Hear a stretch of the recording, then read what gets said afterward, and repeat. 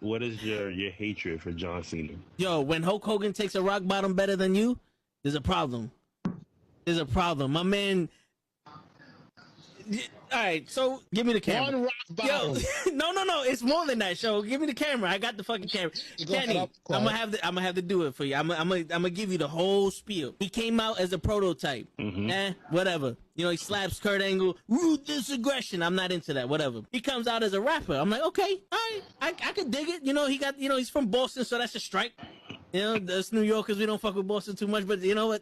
I'll look over that. He's doing his thing. Something original. Some I could, you know, there's something different. It's entertaining. Comes around, and my man has a choice between The Big Show, Kane, or Shawn Michaels. And he gives the most pussiest promo I've ever heard in my life. I will never forgive this. And he's on some, well, you know, I don't want to fight The Big Show because, you know, he's a huge guy, and, you know, you got the big red machine. Who wants to fight him? And Shawn Michaels is a legend.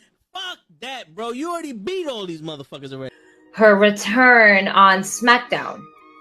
Okay. So I definitely read some rumors about that. Because for whatever reason, and I don't know Cody's reason, you turn around and go back, and people are gonna be, you destroyed thrones, and you go back?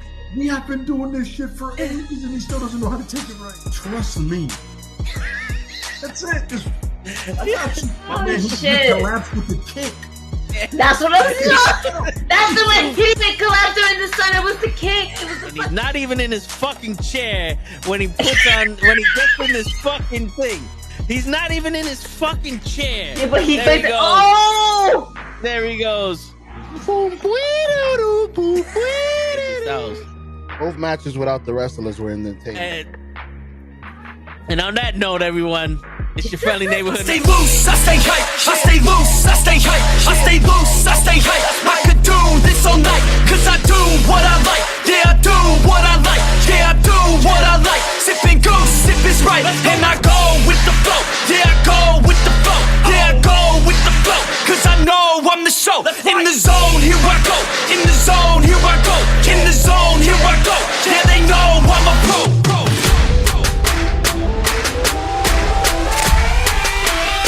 Let's go, let's go!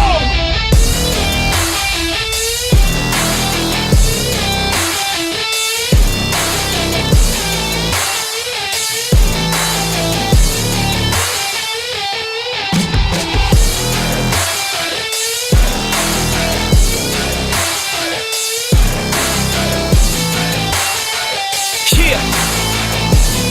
Let's go! Here I go, I get lit, I get hyped for this shit! That's right.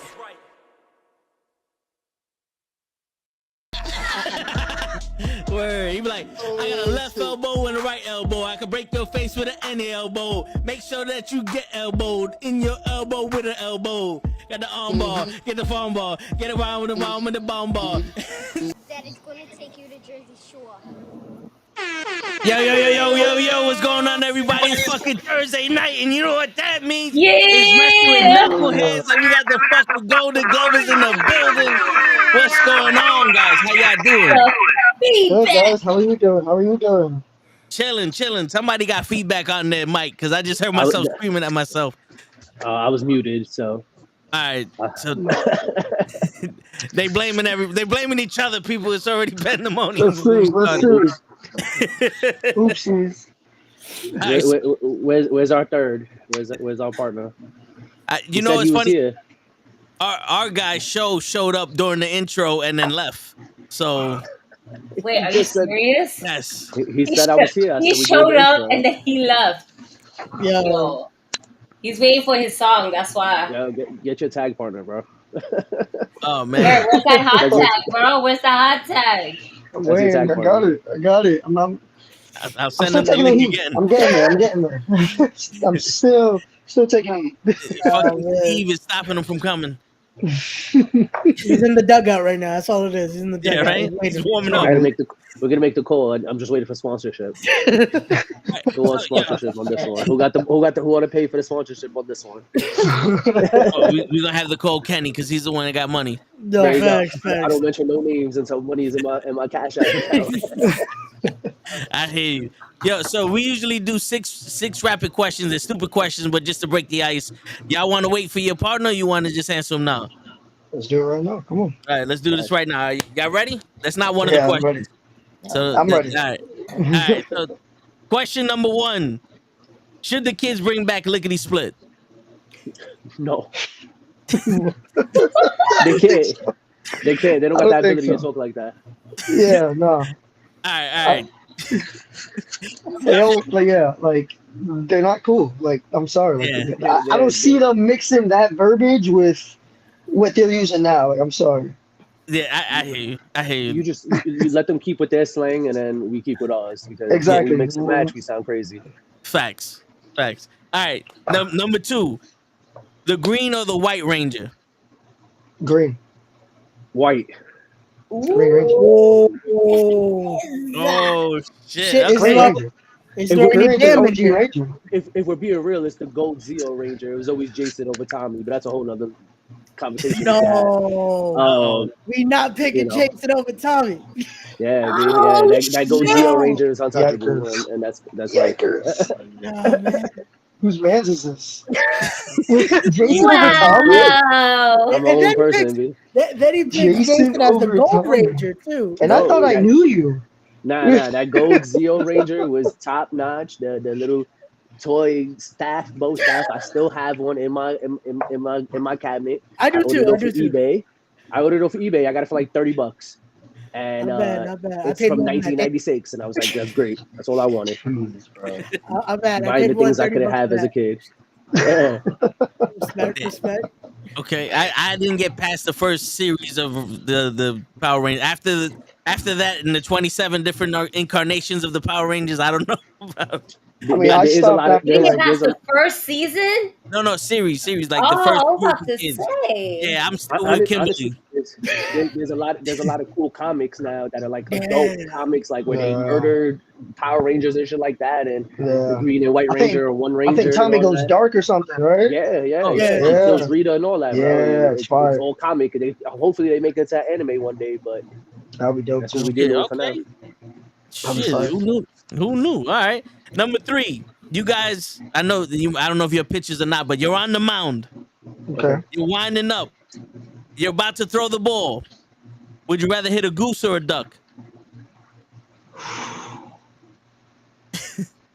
A goose, because I feel like a goose would survive. Yeah, they're a little bit got bigger, more body. So I think they'd be all right. Yeah, I think they'll be a little. And also, I throw like 35 miles an hour. B. Like, that's why I manage and I don't play. There's a difference. I'm like my uncle Buck Showalter. B. I sit on the sidelines and I make faces. That's it. There's nothing else.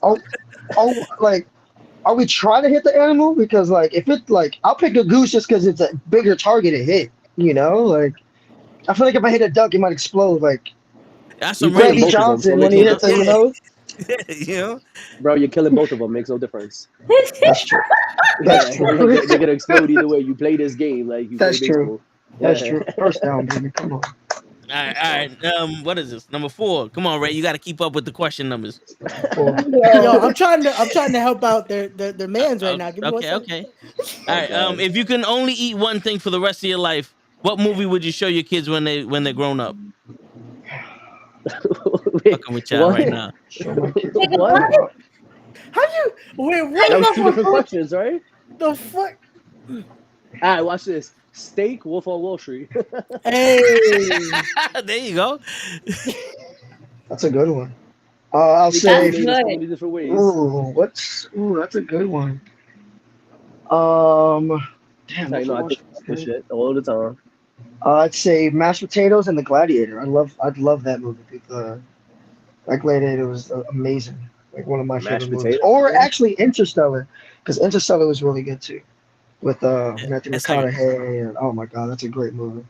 Bro, you picked a side dish as your forever meal. Listen, I love mashed potatoes. I'm sorry, like. Well, you get to pick love? like.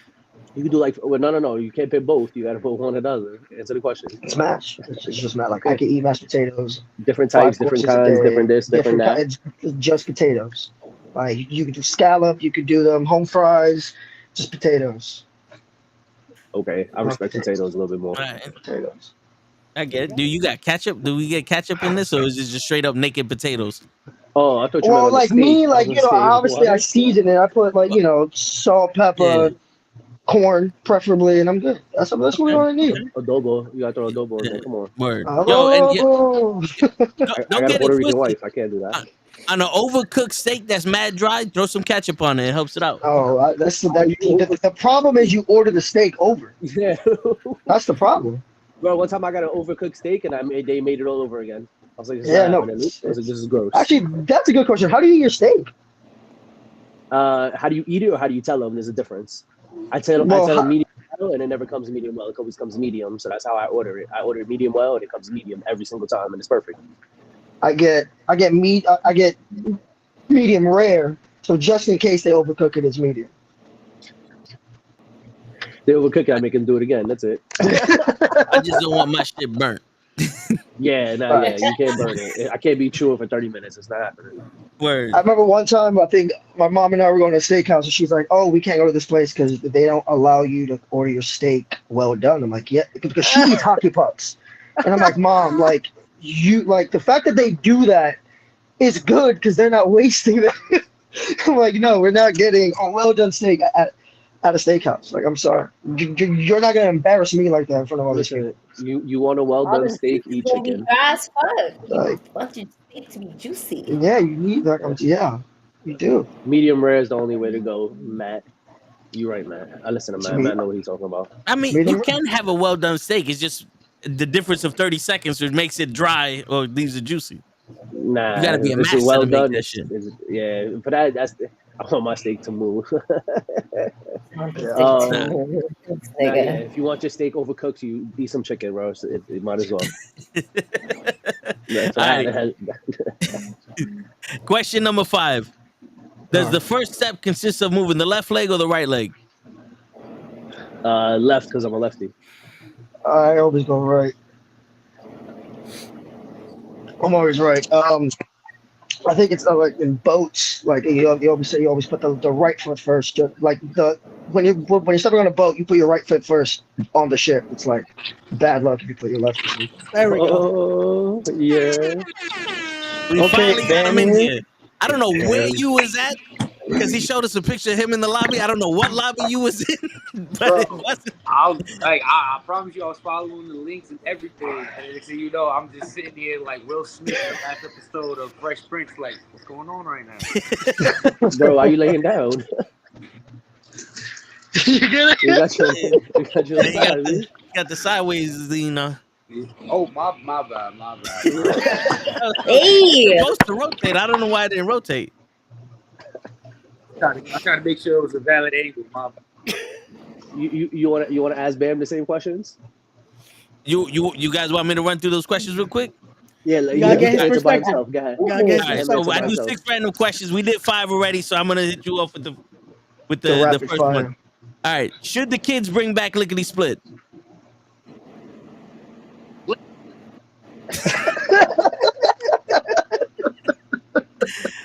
What?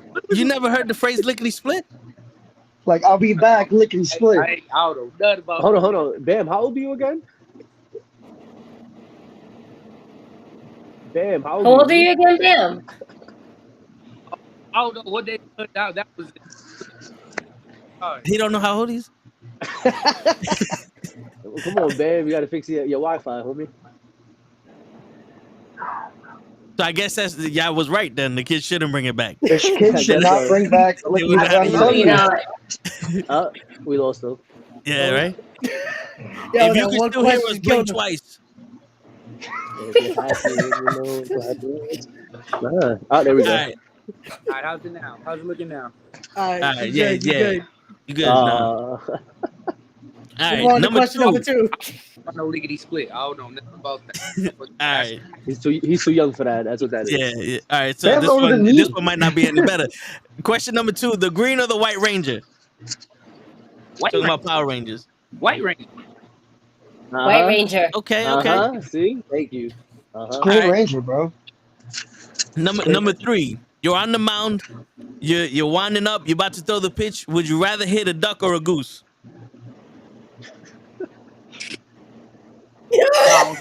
Nah, I'm on Randy Johnson hit a goose, so I'm gonna do the same thing with that. Yeah. All right. You hit a bird. How do you know Randy Johnson hit the damn bird, but you It was ain't a know about goose. lickety If I'm split? not mistaken, I believe it was a goose. So some type of somewhere in that family. Somebody look that shit up. It was Look a that shit tiny up. bird. If It was a tiny it was bird. in It New York, just it was a poofed. pigeon. Yeah, it was like a If it was dove in New or York, some it was a shit like pigeon. that. All right, It was hilarious. number 4. If you could only have one meal for the rest of your life, what movie would you show your kids when they're grown up? Ooh, what movie? I would have to show them. He got game. He got game? Okay, Yeah. okay. All right, number 5. Does the first step consist of moving the left leg or the right leg first? On the mount? Just In life, you know, walking. when you take your When first you're steps, you know. Oh, Yeah. Right leg? All right. yeah. That's the right leg. All right, so now we at number 6 for all of y'all. All right. You're at a barbecue and there's no napkins. What do you do? Rip somebody's t-shirt. Look for Ray, who else you has have a to white give me tee a like t-shirt. this. And, I'm gonna say find a hose. Right? Like just find the hose and just. I have to do it with go find. Anybody else heard that? I think he said find somebody's t-shirt too. There you I go. think that sounded so robotic. So I don't know what he said right there. So I go to barbecues That's without the you same have thing to have a every rag time. with you or extra white tea, you know? There you Word. go. There you go. We just gonna have this Steel Rays t-shirt. That's all. Damn, why gotta be my t-shirt? I'll tell you one thing. I wouldn't be doing. I wouldn't be looking for the potato salad. I'll tell you that much. Hell no. Yeah. Yo, You're not doing that that. Costco potato salad is dope. All right. No, it's not. Yo, It is just not. let it go, bro. Just Yo, let I it go. threw a barbecue like 2 years ago, and I got like 2 gallons of potato salad from Costco. Ain't nobody want to eat not one drop. Sorry, If your I'm potato with. salad comes in gallons, I don't think it's a good idea. That's what I'm saying. I'm with Gigi. I make my own shit. Yeah, come Like on. I go It's like from four. scratch. It's like 4 ingredients. Come on. Like guys you gotta know. boil potatoes, put them in vinegar, get the eggs, and you're good. Yeah, but, you Some know, pickles, some mayo, I had enough food to slight feed like mustard, a you'll be small fine. army and Iraq. That's why when you say I'm like, looking at I gotta you. watch you make it. I gotta watch you make that potato salad. You know what I'm saying? Like, I gotta know. Somebody gotta verify the maker of that. So you just getting it from anywhere. Nobody's finna touch that. I'm sorry. Nah, yeah. You need Yeah, a that man's verification connection on got who better just to go. Yeah, right. Just for the potato salad. But not forgetting, It's like, nah, forget He wasn't the rest of missing the this answer. podcast. not forgetting, What are you doing? What so if you're making a Grabbing potato potato salad, you know salad that and we're shit gotta be fucking good. swinging it at somebody. That's what we're doing. Oh shit. Yo, I looked up this picture. That fucking bird exploded. It exploded. It pooped. Exactly. Yo, look at that It shit. pooped. It wasn't no goose. So It Oh, pooped. at one point in time, there was a show called Sports Science. They was trying to like, it was like a show I where they trying to like love recreate that like show. impossible like situations like that. So they had like a controlled area where they try to like recreate that exact same scenario. I think they did it like at least 100 times, 200 times. They could not get the ball to hit the bird at all again. That's like a once in a lifetime situation that ever happened. Because that bird wanted to commit suicide. That's what it was. Facts. He wanted to be famous. Bird had a family. If I'm going out, I'm going out famous. Like we're still talking about that bird. Yeah. That was like family still 20 years brings that ago. up. Like honestly, like that was like 20 years ago. Like That was a spring training too. I'm sacrificing my life for the IG. That bird was from the future. His grandkids are like, oh man, my uncle was that bird that got blown up, you know? Yo, for That was real. my uncle, For that real. was my grandpa. that bird got snapped from fucking Thanos. Yeah, it just disappeared, dust. literally, you just Kentucky evaporated. Fried, gone. Like, Word. evaporated out of nowhere. Shit. Jesus. And by the hardest throwing pitcher, that's so messed up. Couldn't be anybody A else. flamethrower, bro. Like he was what, like 6 something? Just threw gas. Threw like 103, 98, 104. 99. Yeah, legit. Throwing 99 at your head. Like that's At your head for funsies. And then on top of that, that's oh my god, his slider was ridiculous too, bro. He's a great pitcher. He had an Arsenal. Arsenal. That's the thing. And now he takes photography. And now he does that. The same thing as Ken Griffey Jr. too. Oh yeah. Now he's doing the same thing. Right? He's great too. He's rich and bored. That's what happens. That's what they do. So, have any had any aspirations to go into the major leagues or no? Oh, I was a kid. Yeah, it was. It was always a pipe dream. Every time you play baseball, every time you pick up a glove, as a kid, that's always the goal. You always want to be up, at bottom 9, down 3 with bases loaded. Like everybody wants to be in that situation until you strike out like Beltran in 06. Yeah. But, I me personally, I've been playing baseball since I was 4. So it's like, that's all I did. Like, my dad would like wake me up 6 a.m. to not be back till 6 p.m. And all we did was just baseball. And that's what I fell in love with it. And then on top of that, my uncle used to take me, like he had season tickets. So he would take me to Mets games every Sunday. So, me, unfortunately, I am a diehard Met fan. And it's been painful these past couple of years. Well, not these past couple of years, but my entire life has been painful. Yeah. It's a little bit more painful the past couple of years. Oh my god, you have no idea. Like I remember in 2015 when everyone was like, "Oh yeah, the Mets lost." I'm like, "Yeah, but you guys were watching my Mets." Like as like a Met fan, like just the fact that we made it that deep in the playoffs, I was like, "We did it." Like we're not supposed to do that. But you know what my whole argument is about that too? It's like they keep saying, "Oh, y'all made it to the World Series, but did you win it?" My whole thing is, when was the last time they made it to the World Series? It's been over 15 years. Red Sox won way more World Series than them in the last 20 years than they've reached in the last 15. Them are the Yankee fans. Come on now. Like we need some. They always want to fall back on championships and whatnot, but it's been almost 20 years since you even seen one. Just saying. Who you talking about? The Yankees? Talking about the Yankees. On that note, I'm a dip from the podcast. We still got 7 more years to go until it's been longer than how many championships we got. I'm just saying. Last time y'all reached the World Series was 2009. That was almost 15 years ago. This year. So add another what, 5 more years to that? Yeah, that's 20 years. That's all I'm saying. Closer to 20 than you are than 1. I'm the quiet Mets fan, B. I don't argue this one. We don't win championships. I don't care about nothing else. I just want to win a chip. It took Boston, like 60 years before they won their championship? Don't care. 100 and I need mine now. Our first championship was in 1969, 2 years after our inaugural season. So and your second championship was like in 2001. 1986. You got a longer span between the Jets have if they win the Super Bowl anytime within the next 10 years, it's still not as big as a gap. We're not even talking about the Jets. Bama's still hurting. Next year. That's all I'm gonna say. Jets not winning the Super Bowl anytime soon. Jets not winning. Wait, Garrett? Aaron Rodgers. Wait, Wilson? Nah, that's your boy. What are you doing? He's on a revenge tour for everybody that made revenge tour, son. It'll be a revenge tour. Who? Aaron Rodgers, my man, is gonna retire. He's gonna hang out with Tom Brady. We got 3 plays out of him. We spent all that money for 3 plays, and then he called it a season. My man said, "I know how to make." But it's also that turf too, apparently. Hey, we scored more points than the Giants did. Hey, I'm a Jets fan, so that's perfect. We won a Super Bowl in my lifetime. That's all I know.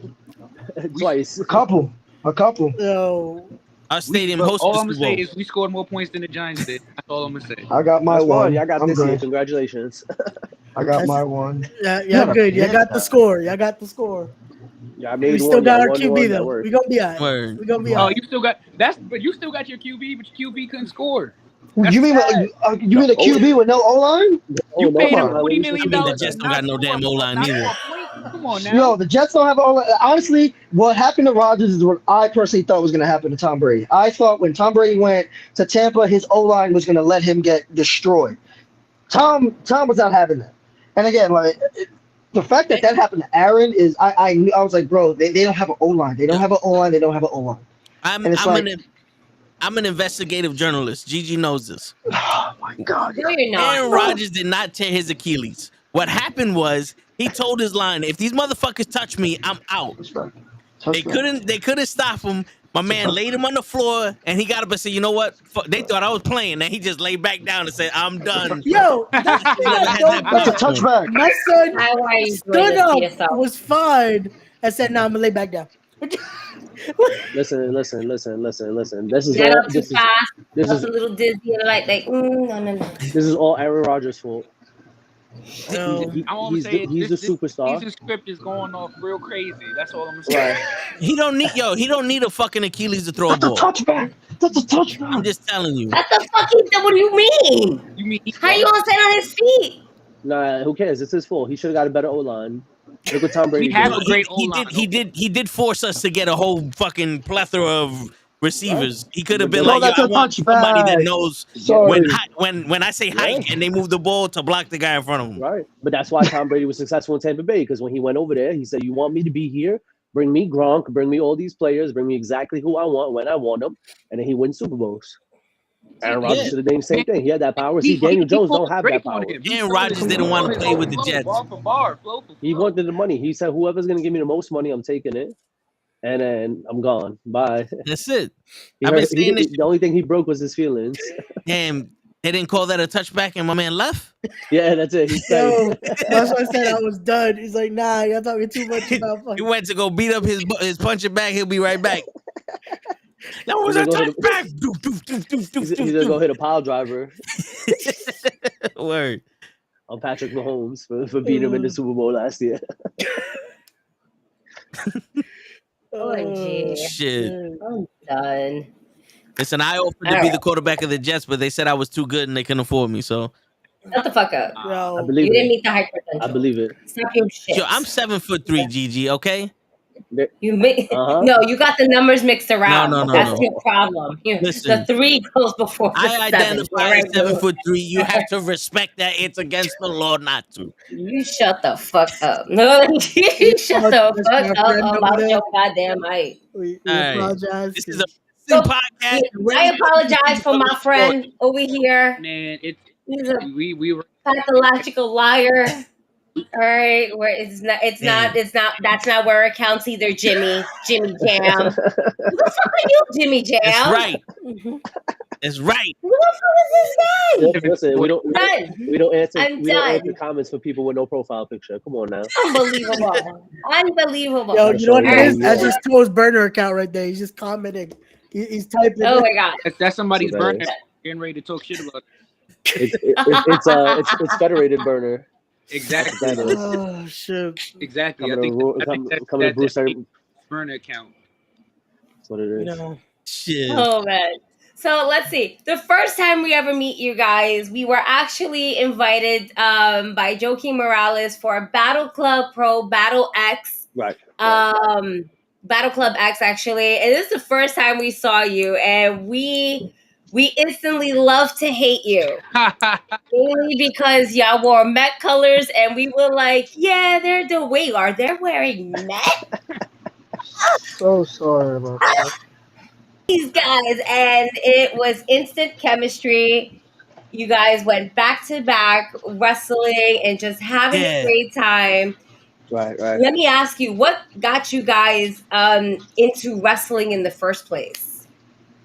I mean, I started off. So me, I grew up around like I grew up in a family with like 15 at my house. We all like watch wrestling. As soon as remember those disclaimers, please don't try this at home. Yeah. We take those personal challenges and try.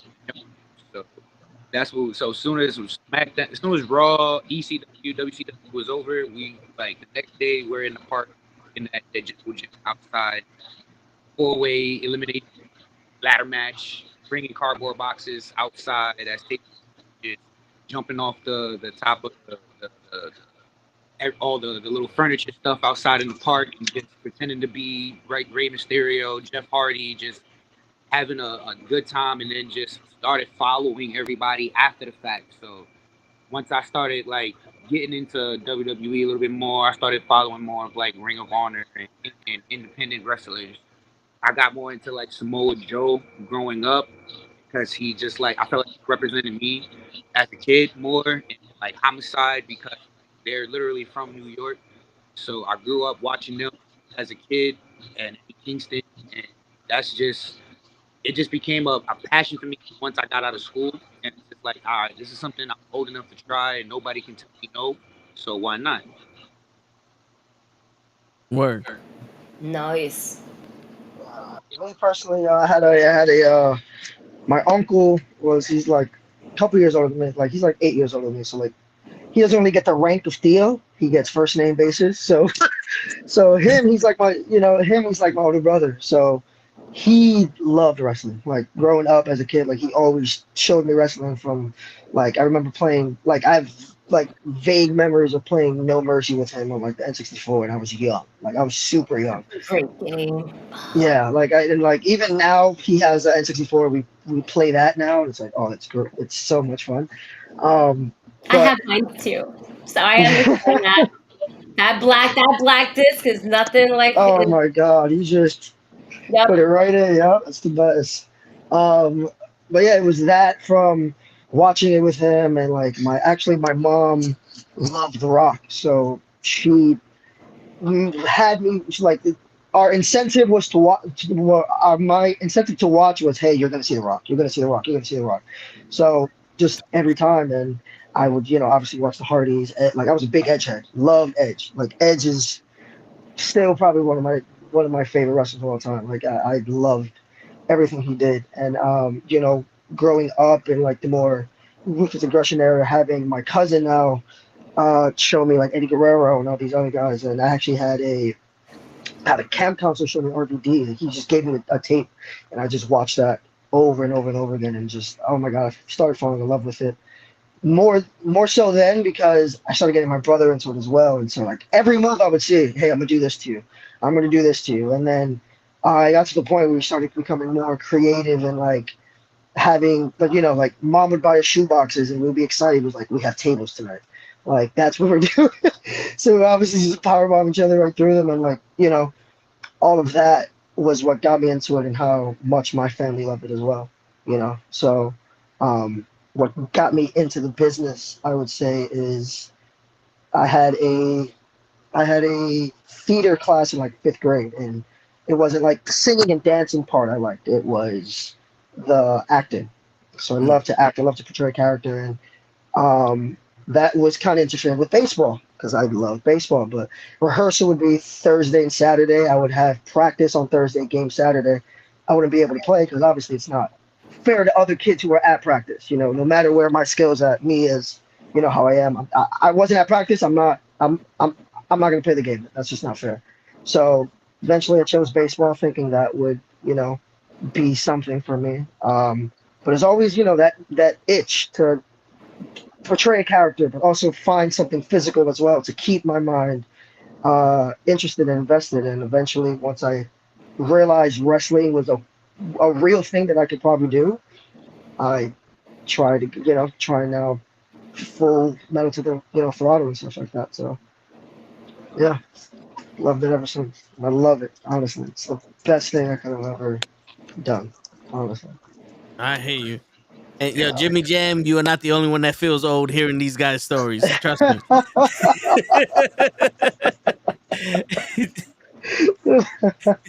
Word. I'm in the era of Macho Man and stuff like that. So. Oh yeah.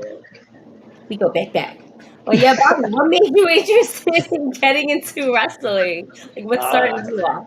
For me, it was the Attitude Era, the Monday Night Wars and stuff like that. Watching as a child, not being able to stay up late enough to watch the 3rd hour of Monday Night Raw or whatever it was because it ended at 11 o'clock at night and you got school the next day. But then I got into SmackDown and they had a better night. It was a Friday night. You were able to watch the whole show, and it was pro wrestling. It was.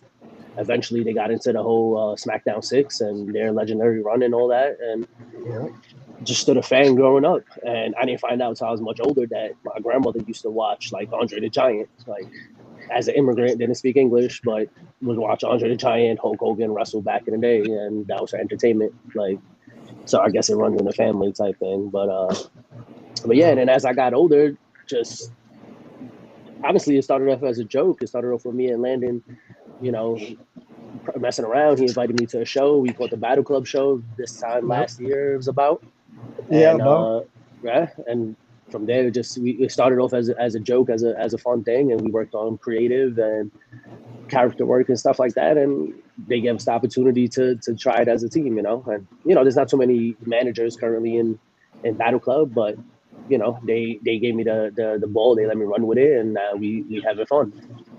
We are. Yeah, again, like I've known Harris a while, and like always just spitball, and then every time I would see him, we'd just talk wrestling. We'd just be, hey, like maybe we should do this, maybe we should do that. I'm like, no, I actually like you can be, you can do this with me. We can do this together. We can, we're both kids. We're both kids that love wrestling. And it's just like we should just let's do this together. I have, I'm here. I'll bring you with me. Let's have fun while doing it. And it's Bobby, bro. Learn how to read. My name is right there. Come on, man. I was gonna say, like, yo, we're not even 30 minutes in. Someone broke out the shoot. I was about to check the chat. Be like, hold on, wait, Harris here. Sorry, Bobby. What? I heard him say Bobby this whole time. Yeah, what are you talking about, bro? I said it. I said the B word. He was talking about a friend that he knew, but it wasn't. Yeah. He told someone else, but then they passed it. It was an alias. That friend is hanging out with El Generico, and it was an alias. Yeah, absolutely. There you go. That's the name they use because so many fans are trying to get to the Golden Glovers. They gotta be like, everybody wants to be there. There Everybody want to be like us. That's what it is. Yeah, he's from parts unknown. Shit, I ain't gonna lie. When I first saw you, I thought y'all had legit 9 people in your squad. Jack just kept coming out. I'm like, yo, what the fuck? The whole team? Like, I think that's a little too serious. We like Wu-Tang. You don't know how many people, but we got people. Nah, yeah. There's other players. They're not announced yet. There's a time and a place for everything. They're still the minors. Still the minors. Getting ready. I'm always scouting talent. I was gonna say Bobby's been just around with everyone right now. See it with Gamble lately. The group is growing. The group is growing here. I mean, as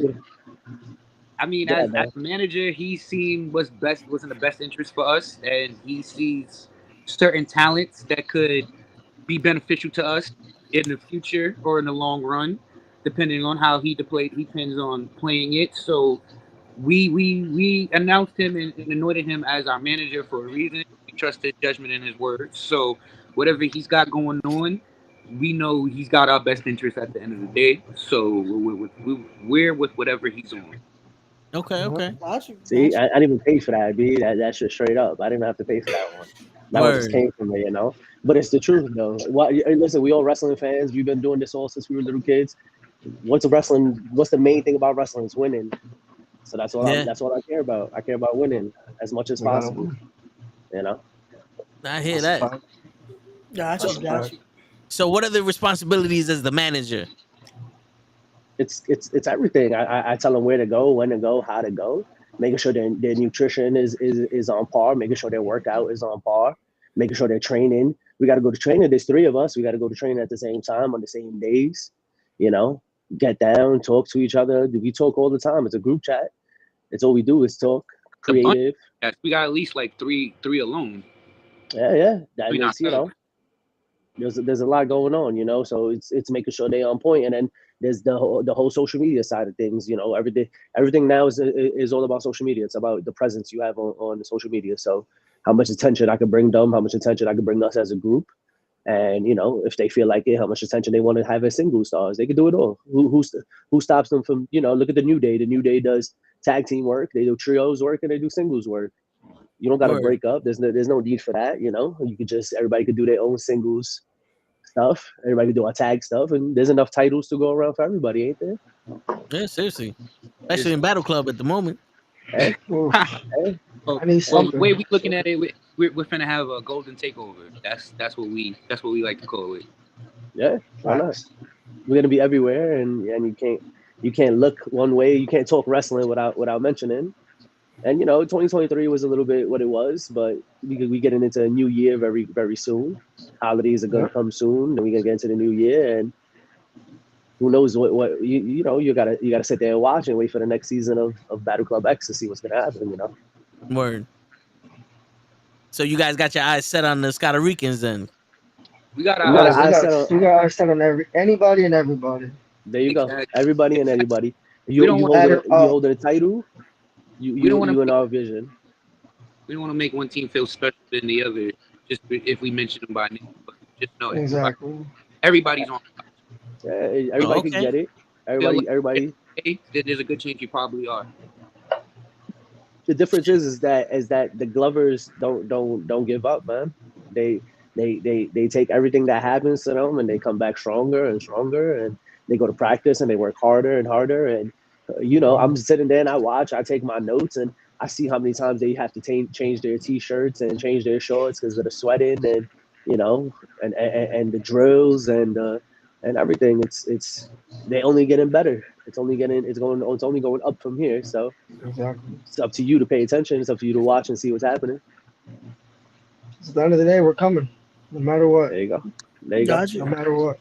Well, then not only those Battle Club titles, I can see y'all still going for those Assault Wrestling Alliance titles coming up on the 23rd. So definitely those as well. Those look real shiny. Yeah, those look real. In my opinion, I like the color of gold a lot, like gold members. So I think we might have to come home with those. Oh man, that's again, you guys said it the last time you guys were on my show. We talked about a little bit. I guess the Blood Brothers didn't have to wait too long. So on the 23rd, it's gonna be that Texas Tornado elimination style. So. Let's just say for the last time he spoke to you. What was that? I said, let's just say the Blood Brothers got what they asked for the last time we talked to Ray. Oh yeah. Right.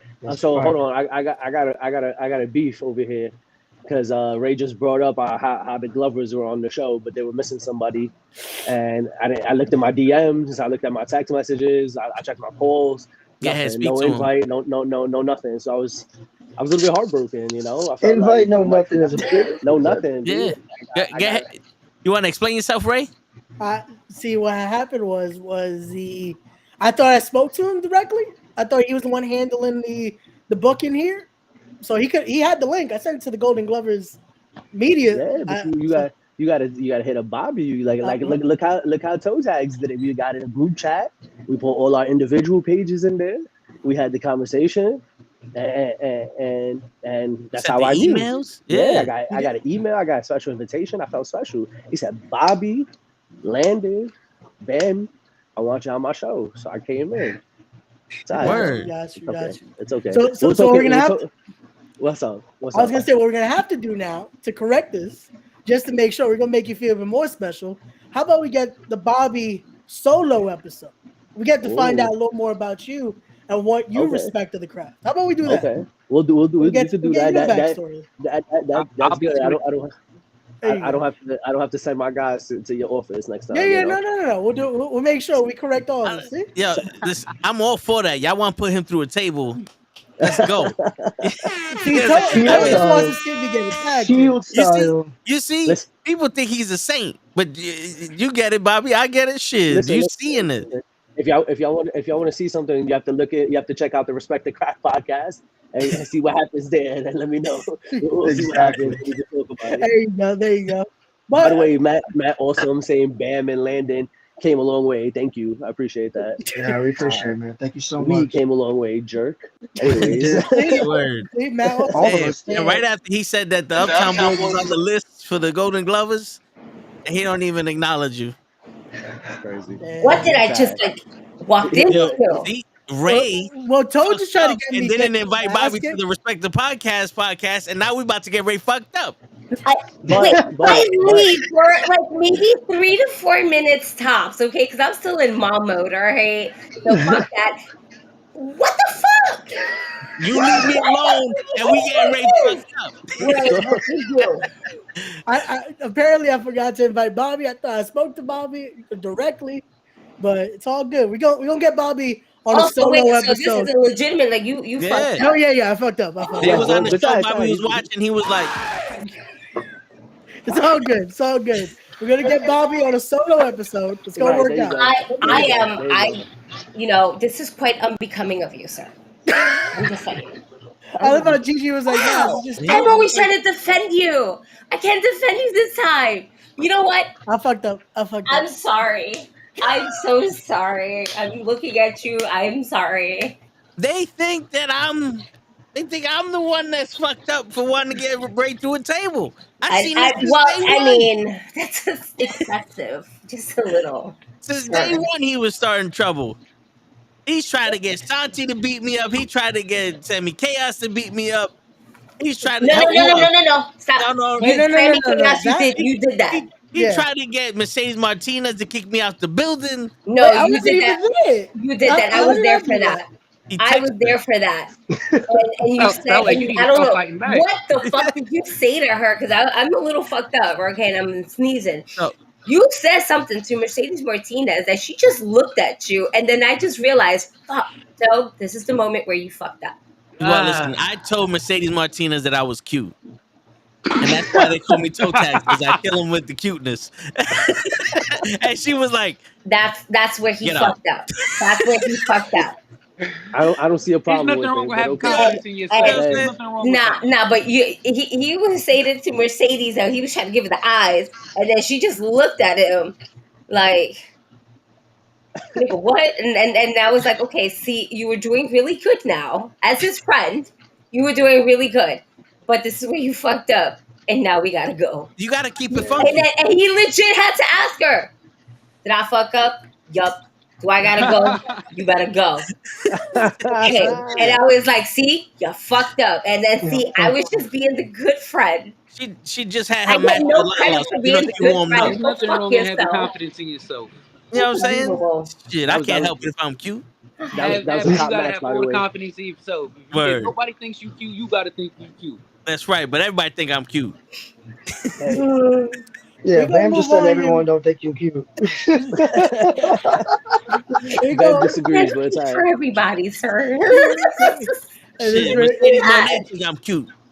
She think I'm so cute. She hasn't responded to any of my text messages or any of my emails. You too much pressure, bro. She can't handle you. You too much pressure, bro. She can't handle you. That's all. Yeah, that's all it is. Yeah. She's not ready for it. Word. Stop saying that before she comes back to the city and beats us. I don't think she needs to have credentials. I'm just gonna throw that out there. We gonna move on with the interview. So what's on your workout playlist? Why is it every time somebody agree with me, we gotta move on? Huh? Because it's got an awkward moment. We're gonna go to Gigi's question. They ain't no moving on when they want to whoop my ass, though. I'm trying to move on, nigga. For any reason. Just fuck. Oh my god. What's on your workout playlist? He got me fucked up, y'all, man. This is why I drink Jameson. Wait, do you guys watch any of the new products as well, or do you what do you watch right now? So as right now, I just watch I watch wrestling. It don't matter in particular. I mostly watch just for study purposes, just to see what's what's a move or sequence we can use for ourselves, or just see who's what angles or what's something that we need to be keeping our eye out for. So it's no real as far as one particular promotion I'm focusing on. It's everybody and everything as far as wrestling. New Japan, Ring of Honor. We was just at the Impact tapings, helping work that.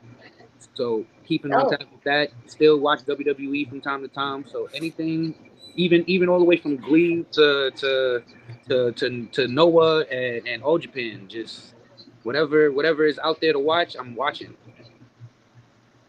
Nice. Yeah, I'm pretty much the same way. I try to dip my toe in a lot of different pools, some would say. Just trying to soak up as much as I can.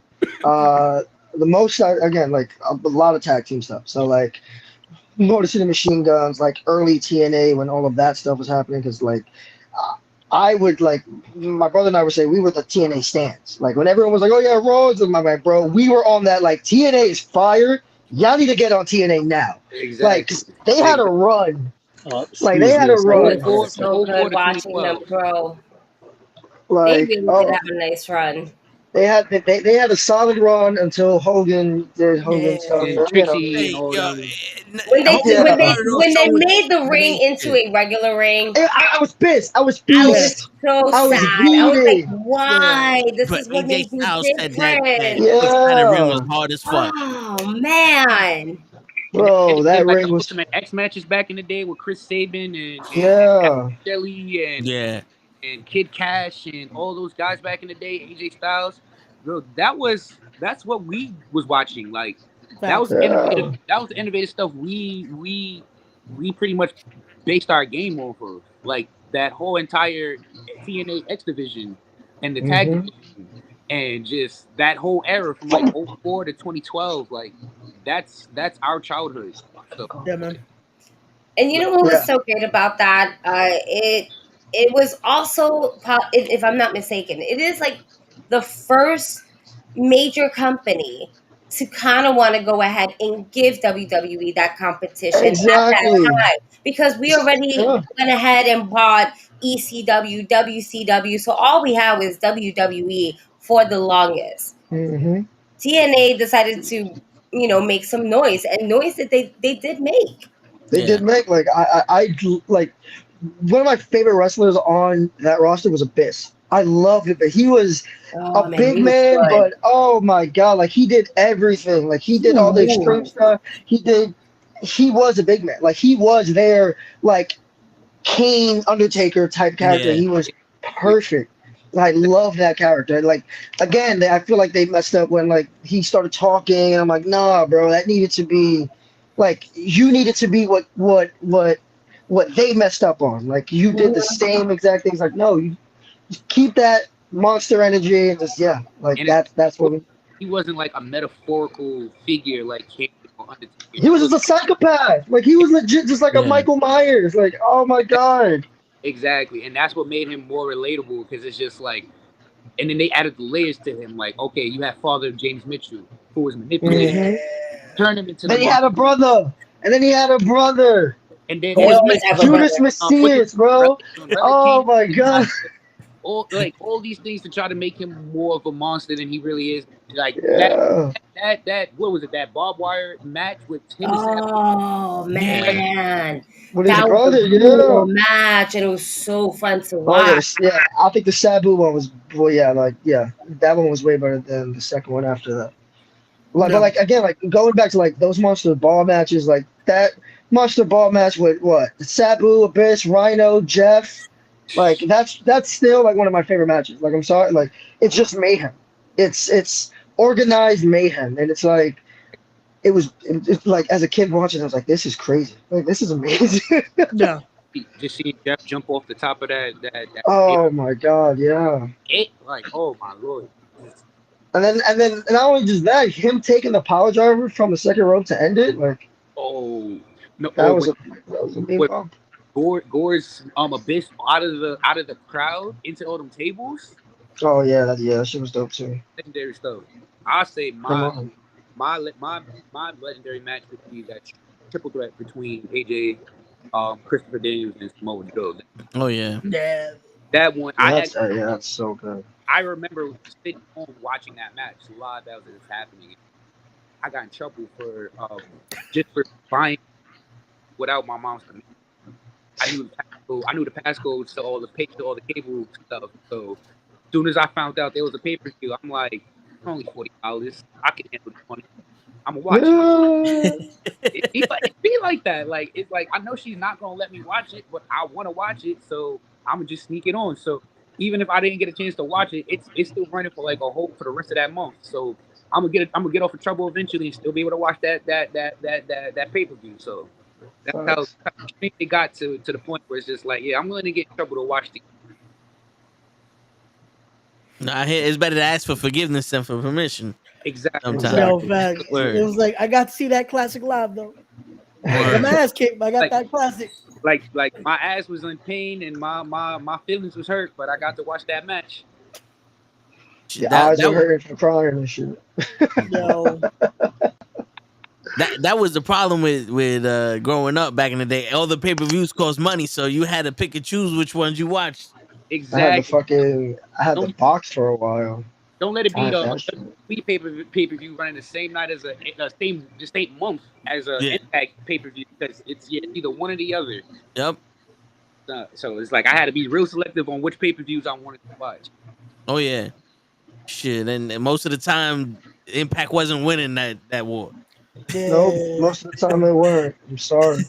I mean, dude, Like even now, like these kids can stream it, they can do whatever. Like I was so pissed as a kid, like bro, like because it was really that time where it's like, okay, you really don't know what's happening, or like what's happening next until that Monday, or until that Friday. It's like, oh my god, I gotta wait now. Because me, like Bobby was saying, like I couldn't stay up for Raw. Like I'm sorry, my mom was like, your bedtime is 8, like that's it, and Raw would start at 9, and I'm like, okay, so I'm just not a Raw kid. So I was at a SmackDown. Like SmackDown was my wrestling. That was my exclusive wrestling, and I was like, okay, like so all of the like Eddie Guerrero jumping off the top of the cage against JBL. Like, I remember being like, don't do it. Like just leave, please. Like just do that. And just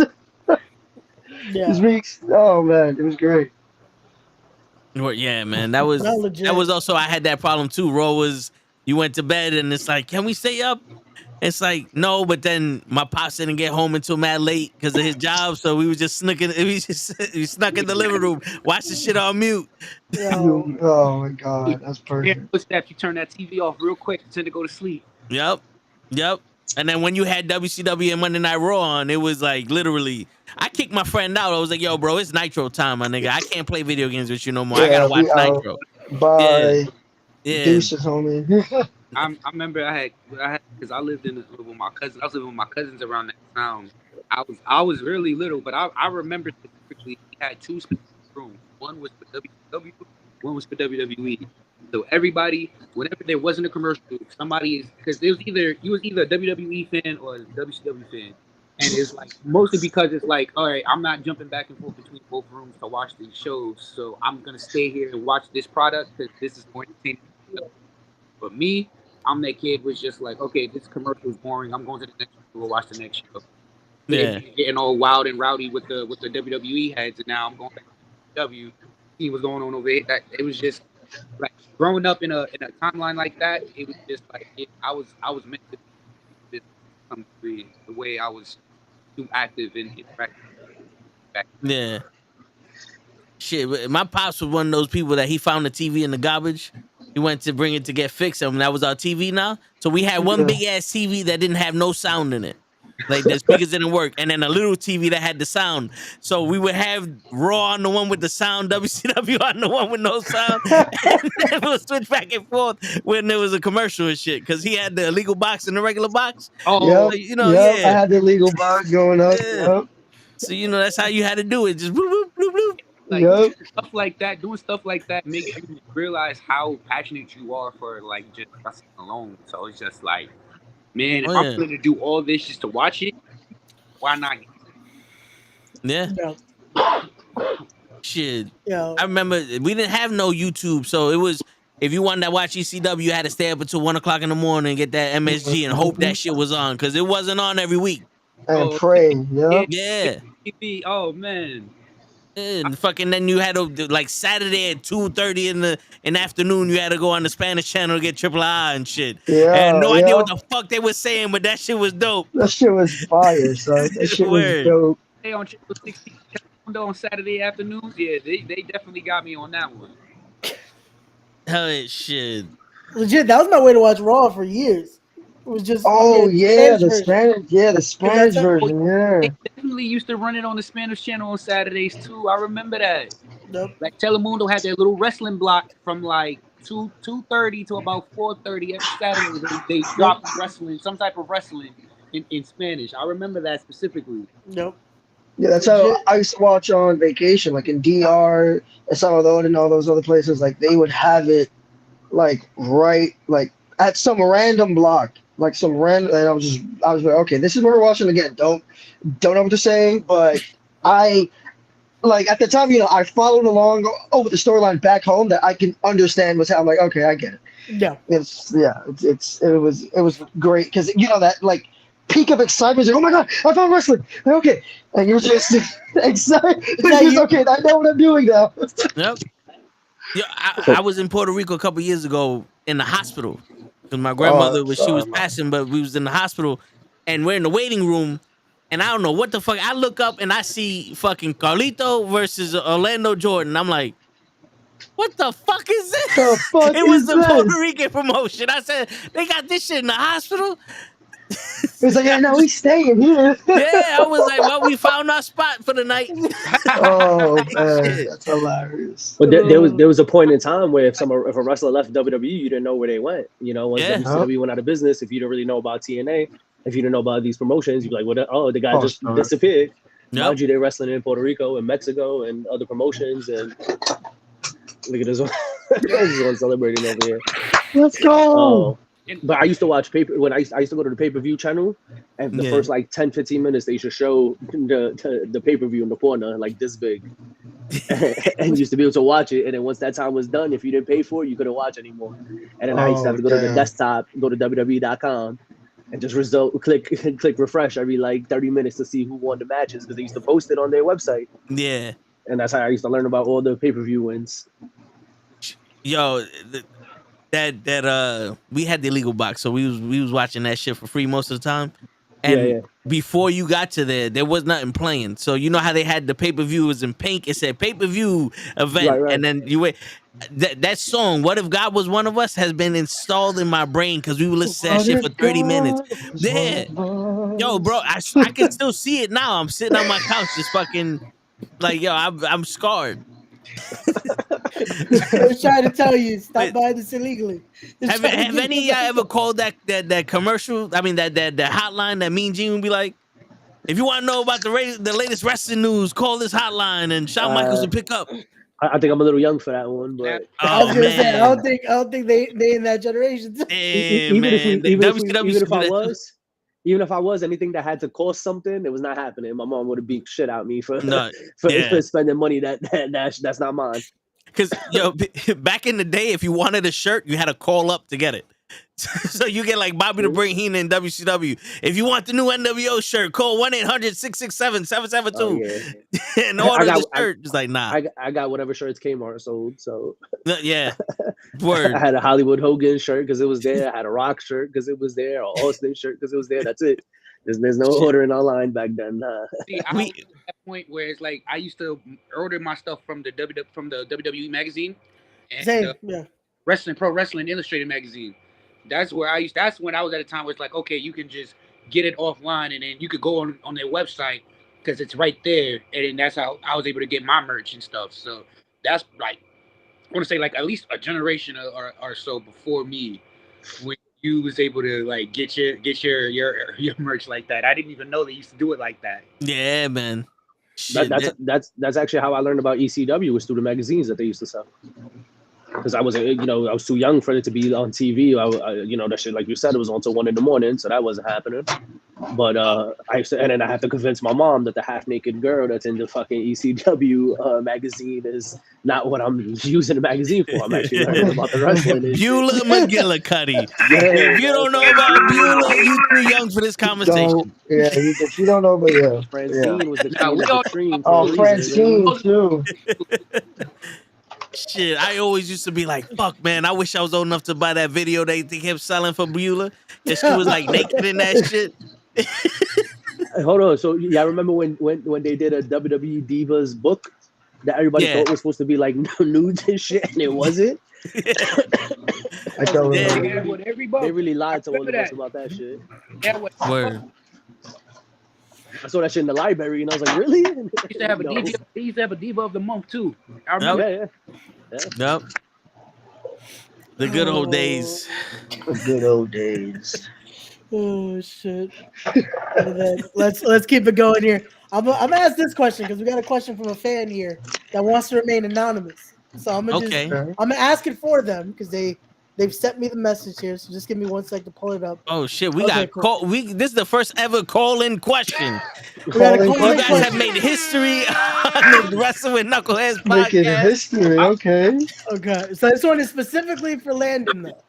Okay. They want to know why have you chosen to get inspired by this look right here for the look you bring out? I fucking know. So we go show. So just zoom in so you can see. Why is this the look that you've chosen to just be inspired by? Oh man! Shout out to an anonymous messenger. That's number one. That's number one for Mr. Anonymous. Wow. You don't ask those questions here. That's crazy. I mean, again, so like, I've had a beard. You know, most have seen it for a while. You know, Bobby had me and Bobby have competition sometimes about who can grow a nice beard. He's actually got me growing in my cheeks. But for the summer, I do a summer camp, so like I just shave it like this. I like the stash and goatee. I feel I look more Central American, you know. I'm like going in with my Mayan roots. But unfortunately, it's gonna come. Unfortunately for me, fortunately for others, it's coming to an end. My girlfriend has requested that she wants a beard for her birthday in October, so I have to grow this fucker out again. If she wants to be, why you gotta grow it out? Listen, that's a good question. That's a great question. I should ask her why she. Yeah, I should. Listen. I'm a good manager all around. I told him to grow the full beard. Nobody listens to me. Listen, I'm growing it. The hair people just jealous because that's all that is. Listen, just jealous about that, about them locks. I can grow hair on my head and on my face. All right, I'm good. I can do this forever. You know, unfortunately, again, like there's people like my brother who can't grow a beard for some reason. Like he just has a little mustache, and I'm like, nah, bro. Shots fired. He's not even here, shots man. Fired. Shots fired, son. Oh, look at somebody bring up that comment, Toe. Thank you. Bring the beard back. Thank you. Who's that, everybody? Who's that? Go ahead, Landon. Who's that? That's wifey. That's why we listen, babe. That's why we listen. That's why we listen. They got their eye on you. We haven't got to listen. We haven't got to decide how we want to look in years. That doesn't work no more. It doesn't work. It's based on them. Like as soon as your mom is done telling you how she wants your hair to look, now you got your girl telling you how you. I'm telling you, son. I've been with my wife. We've been married almost a year, but we've been together since we were 17. So we almost on 13 years. All 13 years. It was. Thank you. It was up to me. Button. We're gonna. I'm glad you said button at the end there. I thought you were saying something else. No. That's how you sneak that in there.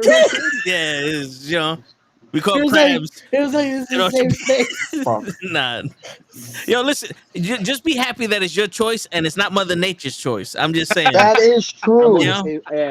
I'm blessed with a beard, and that's why I grow it, because I don't have nothing on top. So I'm hoping to get long enough that I could just wrap that shit around one time. Just don't be like Baron Corbin and leave it for too long, you know?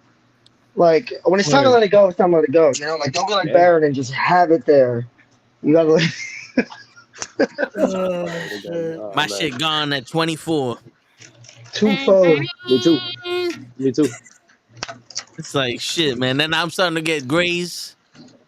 Oh yeah, my condoms are coming in too, bro. Trust me. That's what happens when you deal with wrestling, man. The shit is stressful. Yo, I noticed that the other day. I had fucking a few. I'm like, what the fuck's happening? No. I'm telling you, between the podcast and your individual shit and your real life and your wrestling life, that shit's stressful as hell. That's why you get gray early. Go old early. Hold on to your hair as long as y'all got it.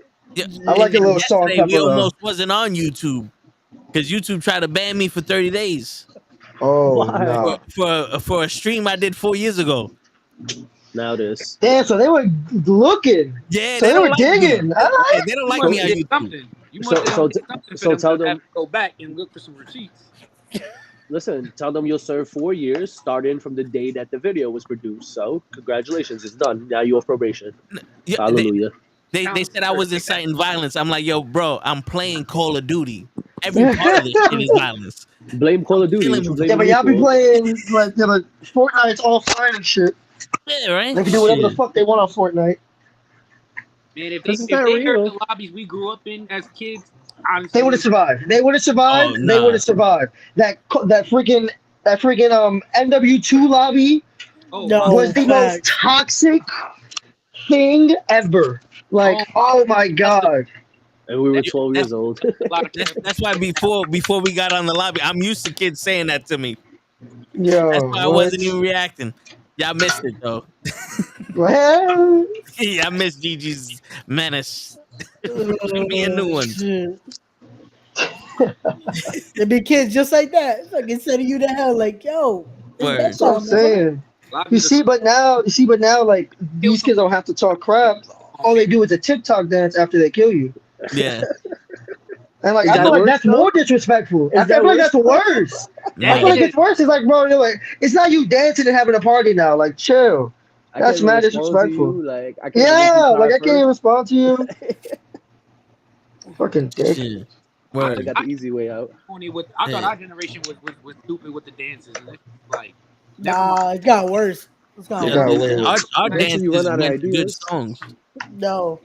That we dance to good songs. Yeah, this music Exactly. nowadays is garbage. and then what makes it worse is like they sample songs, they don't even know the original person who made the song. It's like Word.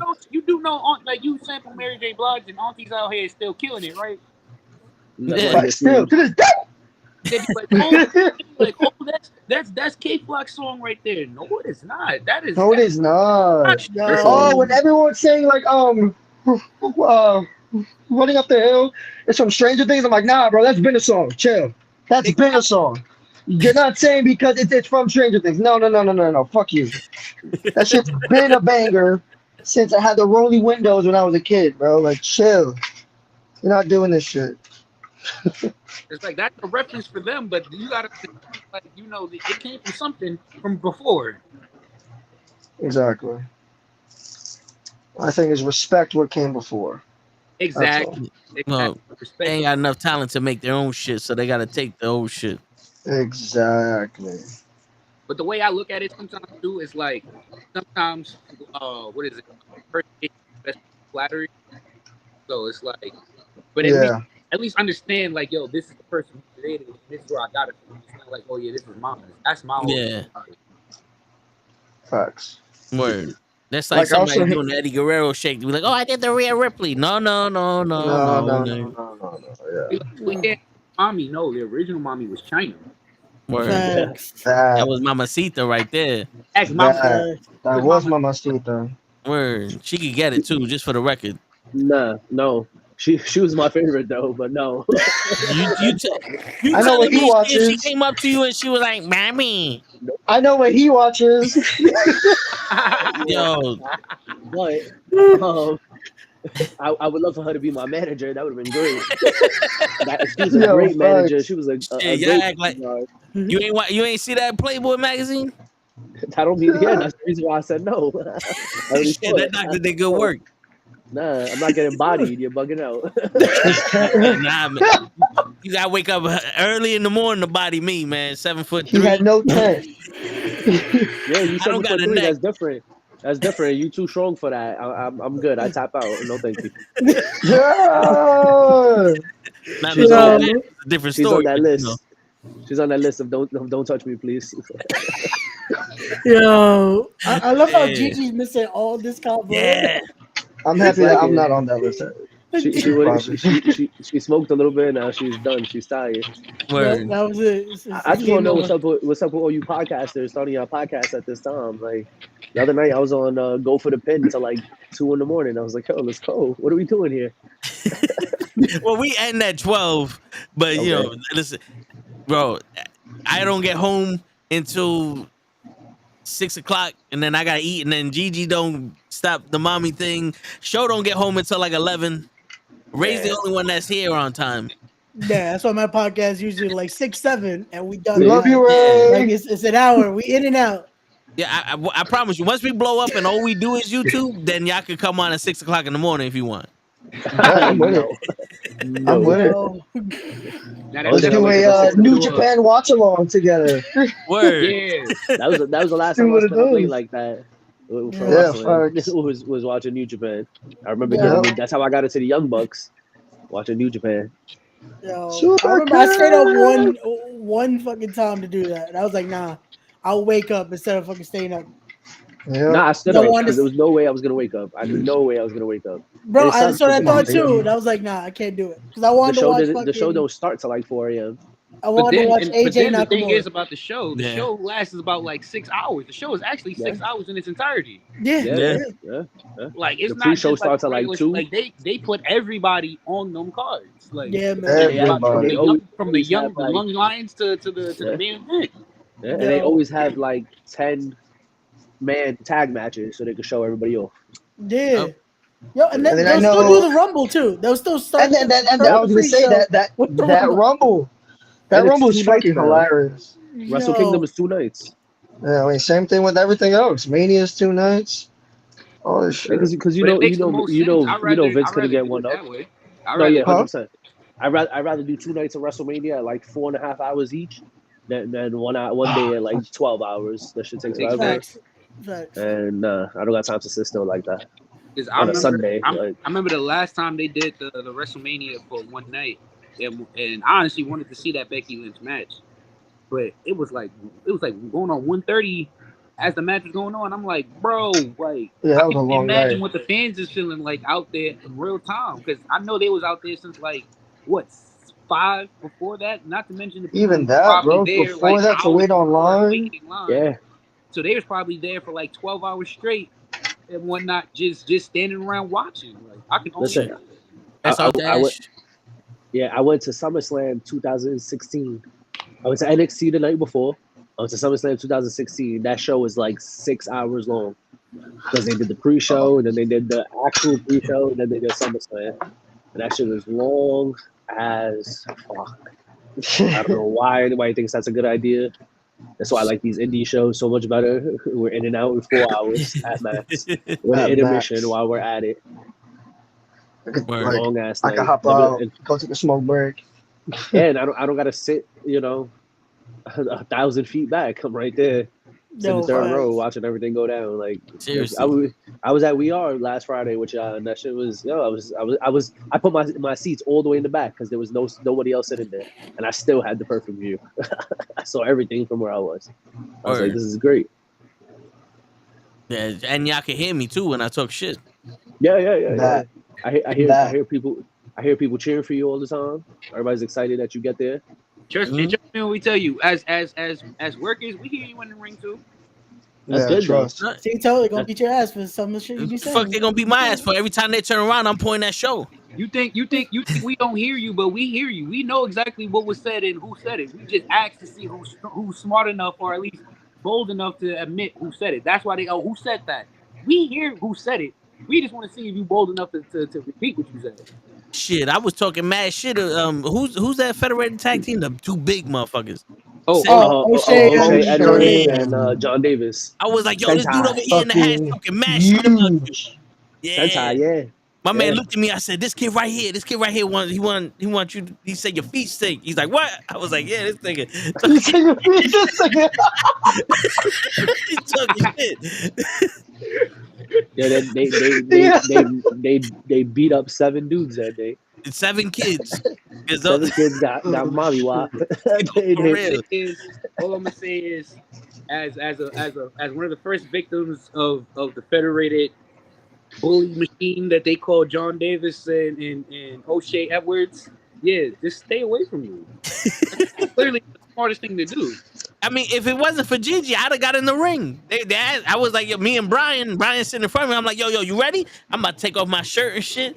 And he's like, yeah, look forward. Gigi holding me back. I was like, shit. He don't know. He must not know. He must not seen that video of John Davis killing me and bringing me back to life.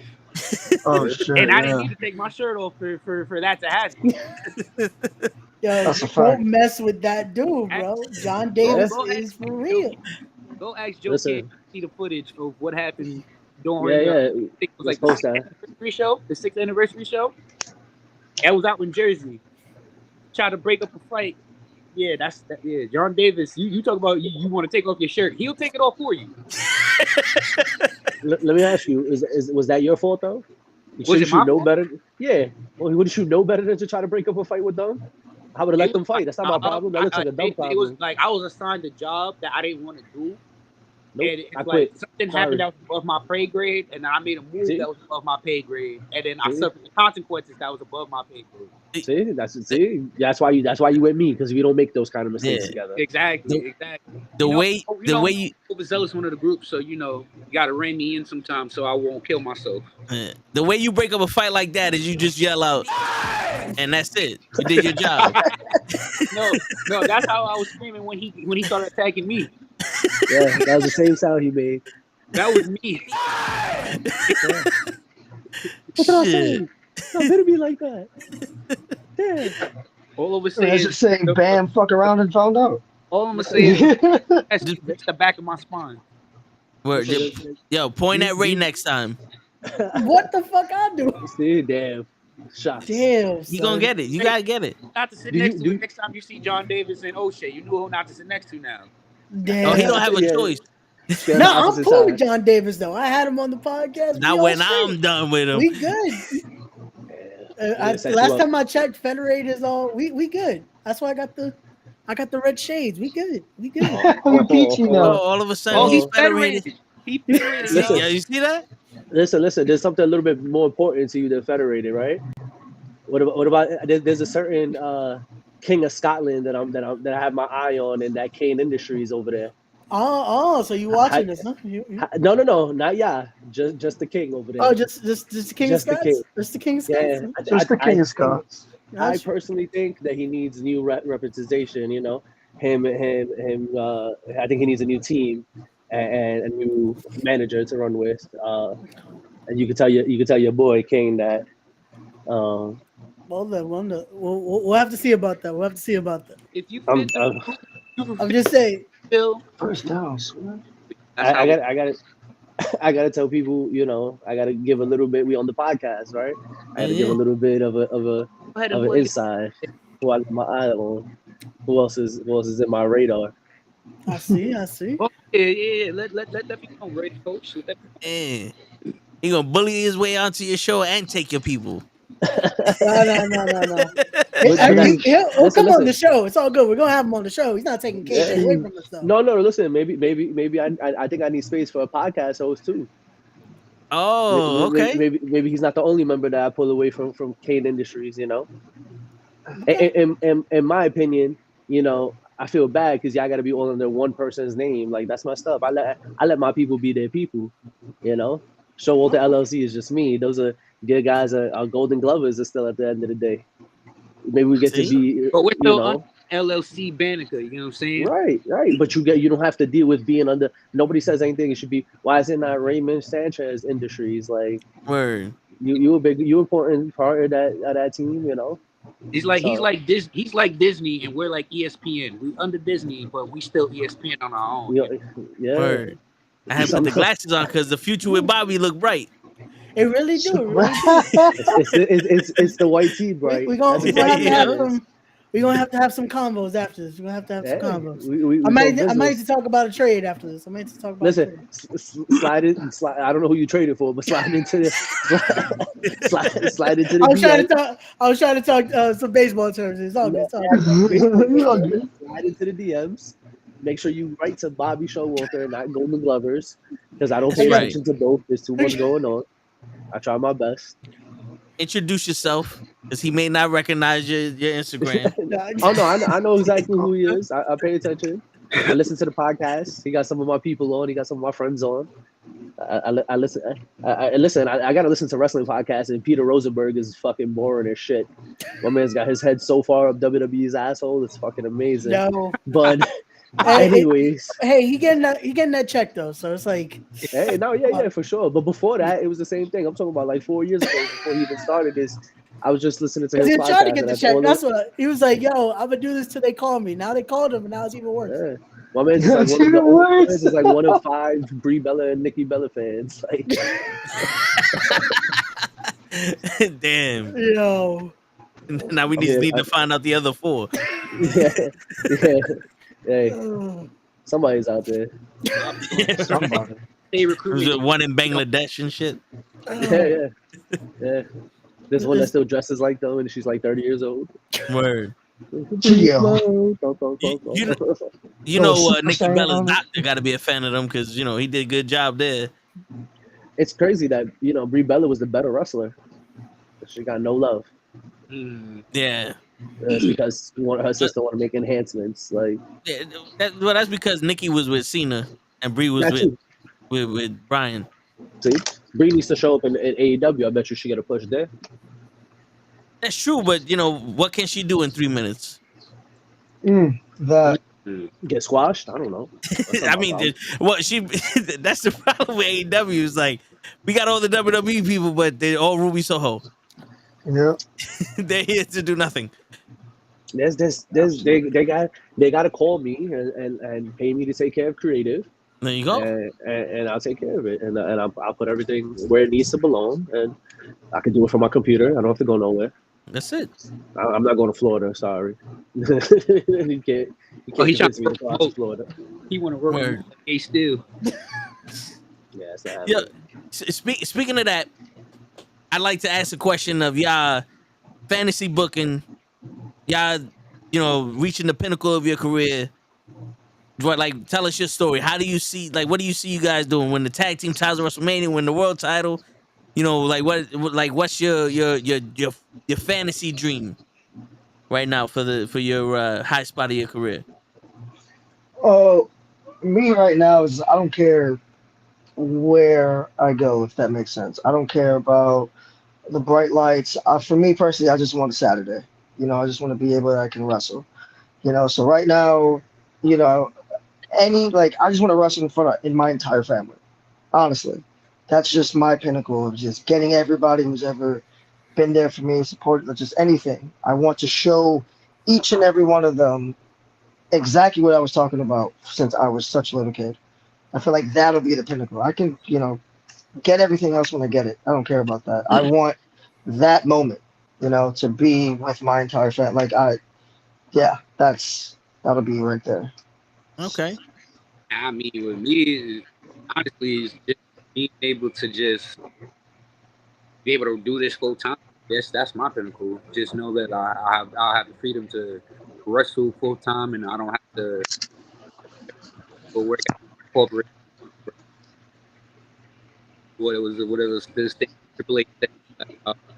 I was never raised, so I never putting on two sides.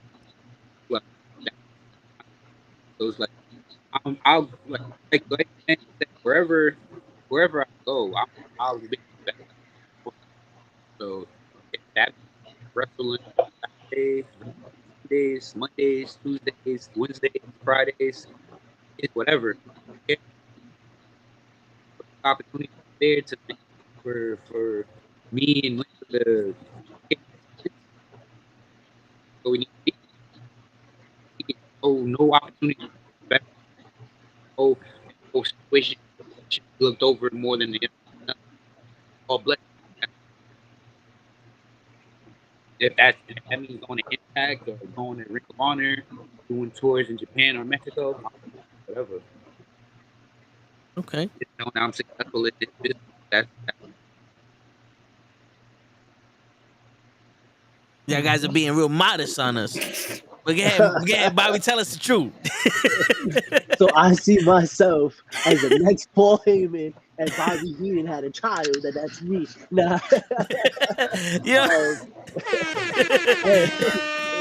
You never know, man. Just throw that out there just in case. Hey. But honestly, as I got older, it's completely different. Like, I always wanted to be management. I always wanted to be creative. I didn't really care enough about getting my ass whooped every day. I don't feel like getting beat up all the time. That ring hurts. I don't care what nobody says.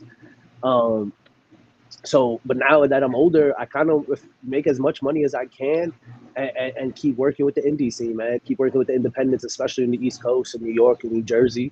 And to be real with you, it's been less than a year at Battle Club, but if I had the ability to make enough money to bring them to a higher level and to show them off, I feel like they deserve to be showed off to a bigger crowd, to a bigger audience, on a bigger stage.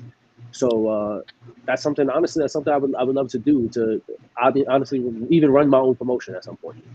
But you know, we know the headache that might come with that shit. So we'll see. Yeah, But if I could put together a good team, I know good people and good podcasters, and you know, people that know the business and know what we go through and all that, and you never know, man.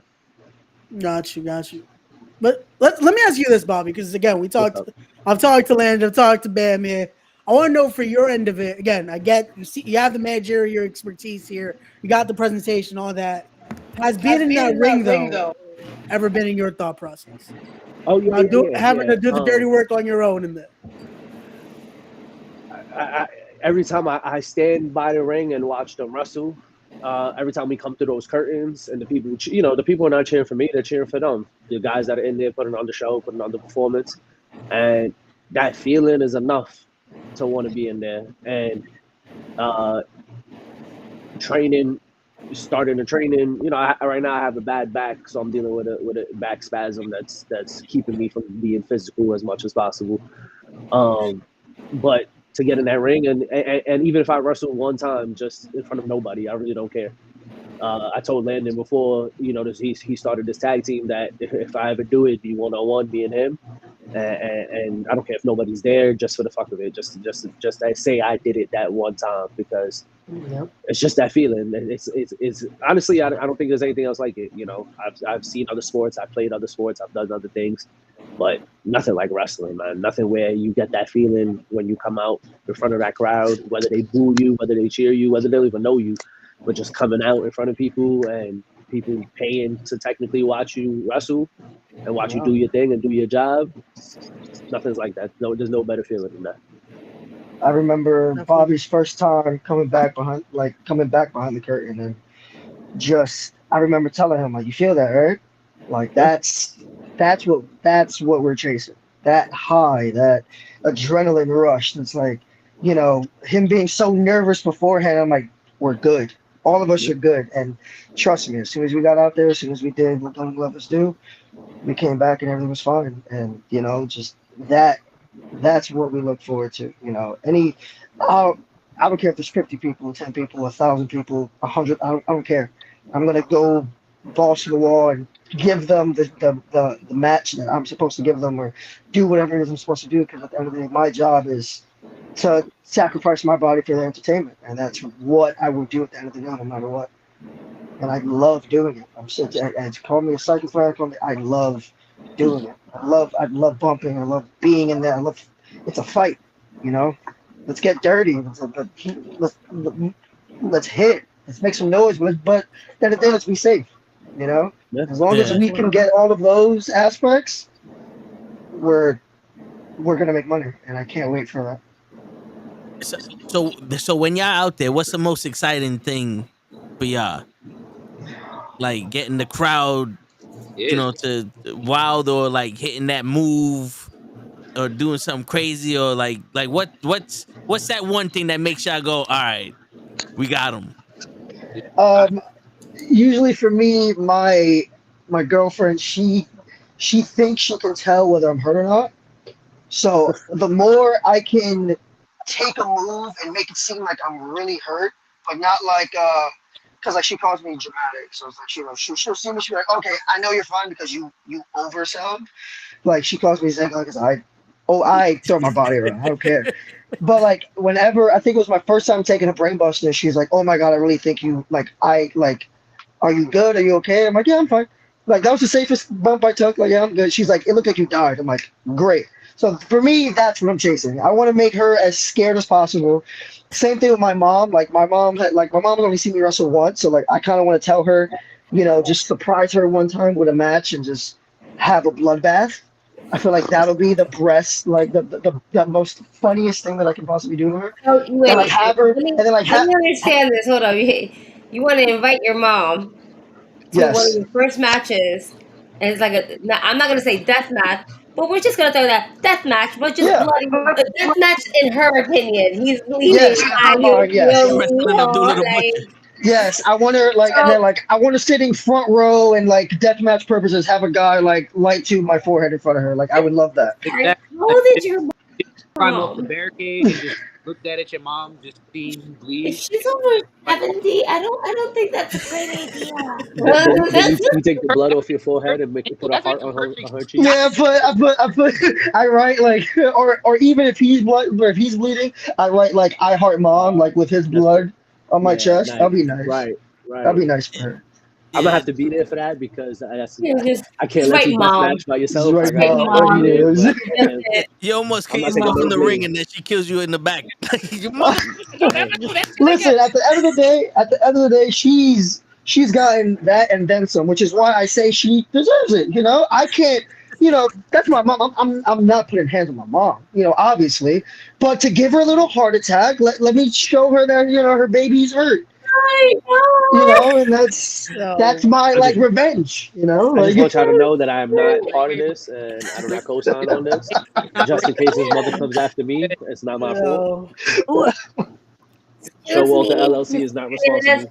I don't agree that this is. I'm very sorry for my friend. Oh man, he's a new one. This one's new. I am so sorry. I don't even know what to tell you right now. I Miss Hernandez. I'm so sorry. I don't want to scare you like this. I will be there to hold him down if needed, so you can get all your wish in. Like saying, hey mom, I'm okay, but you kind of raised a psychopath. Exactly. So like even now, like when we had that cage match at AWA, like I showed her jumping off the top and she's like, oh my god, don't ever do that again. I'm like, okay. She didn't even want me wrestling at all. Like growing up, like she was just scared of me getting hurt, granted. But once you love something, you can't not want to do it. So it's like I guess now showing her that like I did it my own way, like I did the whole please mom, can I do it? So me showing her that's like, respectfully, fuck you, I don't need it. I'm gonna do it myself. That's when she was like, okay, yeah, this dude, one, is really crazy. Two, he's having the time of his life. Because I remember the first time showing my mom a video of me wrestling, she's like, that's the happiest I've ever seen you. I'm like, this is what I've been trying to tell you. I've been trying to tell you this is my niche. Put everything in. Put all of your eggs in this basket with you. And now that we're doing it, it's like now she's now she can be proud of me and stuff like that. Which is why I want to scare her now, because in my eyes I could have been doing this a lot sooner. Where it's like no. Now that I gotta kind of play catch up, you're gonna have a heart attack now, and I'm gonna laugh the entire time doing it. I'm gonna drink now because I don't know if it's funny or it's kind of psychotic. I kind of agree with him because my first month of training, my first go around, we were throwing strikes, we were learning strikes, all that black guy, and I'm just like, cool, this is what training's about. My mom sees it, what the fuck is that? And she's going nuts. Like, I'm like, this is what training's about. I'll be there tomorrow. Mm-hmm. And it's like it's. Hey, this is what we want, though. I remember showing here's the mom, but I remember showing her like my chop chest because everyone goes school and everyone chops you, so I remember showing her my chest and just like sending her a picture of me smiling. She's like, "Why are you smiling?" I'm like, "Cause there's nothing else I want right now. Like this just makes me happy. It just shows me that I'm one of the boys now. I'm like in that sense, you're welcome to the school. You're welcome to where you're at. It's like, okay, now we can do this together. I'm here now, and I've embraced this life. And like Mick Foley is one of my favorite wrestlers, and he said, I hate the slightest ounce of pain, but I knew to get to where I need to get to, I need to go through a lot of it. And me, I have to embrace that as well. I know I have to go through a lot. It's not if I get hurt, it's when I get hurt, unfortunately, in this business. You just got to be prepared for it. And, I signed my contract, and I'm ready for all that. For anything that comes with it, I'm ready for it. I hear you. Shit, I told my mom I wanted to be a wrestler. She looked me dead in the face and said, you ain't gonna be no fucking wrestler. and then I got into a car accident. I was like, I guess you're right. Damn. Yeah. Just to be clear, it wasn't your mom that caused the car. No, yeah. She didn't know brewery shit on me. Like, oh, you want me to wrestle? Blah! Like, I'll be a wrestler. Damn. Damn. By the way, that's why Landon looks like Mick Foley a little bit. He's such a You big know? fan. He got the look going on. Now you just My need boy. one of your ears missing. Oh, please no. I I already got have you. I cut gauges. it. I'm good. I I got cut He's it like, off. gauges. I'm yeah, no. fine. I'm fine. He's already missing a large Yeah, hole right about now. He I'm takes out that good. All gauge. right, I'm right here. We're You better, good. Yeah, no, you we're better good. be careful, We're good. Mister. I want to We're do a good. death match. Somebody's gonna put their finger in there. Stop playing around. Oh, Uh, they could put a syringe through. Oh, come on. Thank you. Randy Thank Orton you, shit. Bobby. Like, you creative, could baby. put the syringe right through it. That's it. Yeah, I like that. I like that. Creative, Bobby. Bobby. Worst Creative. part is all this is making me just be like, October can't come soon enough. They can't. October They can't come can't. soon enough. Yeah. Exactly. They can't. That's the only problem with like we had those back-to-back shows there in the summer where we did WCW and then the men's show right after that, and it was so much fun because they were so close together, and then Yeah. we had to wait, and now it's like 2 months in between each show. It's like come on, announce shit, like hurry up, like we left in the dark too, man. It's like I'm what's going on? What's the feeding. plan? What are we doing? So who are you guys looking forward to? Like just having a tag team match? Like who's on like your list? All right now, I feel like we have a definite blood rivalry with Scotty Rican busting my man's lip open. Yeah, definitely a blood rivalry with them. Obviously, and again, we're getting better and better each day, and it's like I feel like for them, especially at the Fallout, especially at Battle Club, I feel like they're our measuring stick. If we can match up to them, if we can be on their level, as we've shown, it's like we're good. If we can do that thing, and like they're champions right now, they're not some talent that's being booked from out of town. No, we train with these guys every day.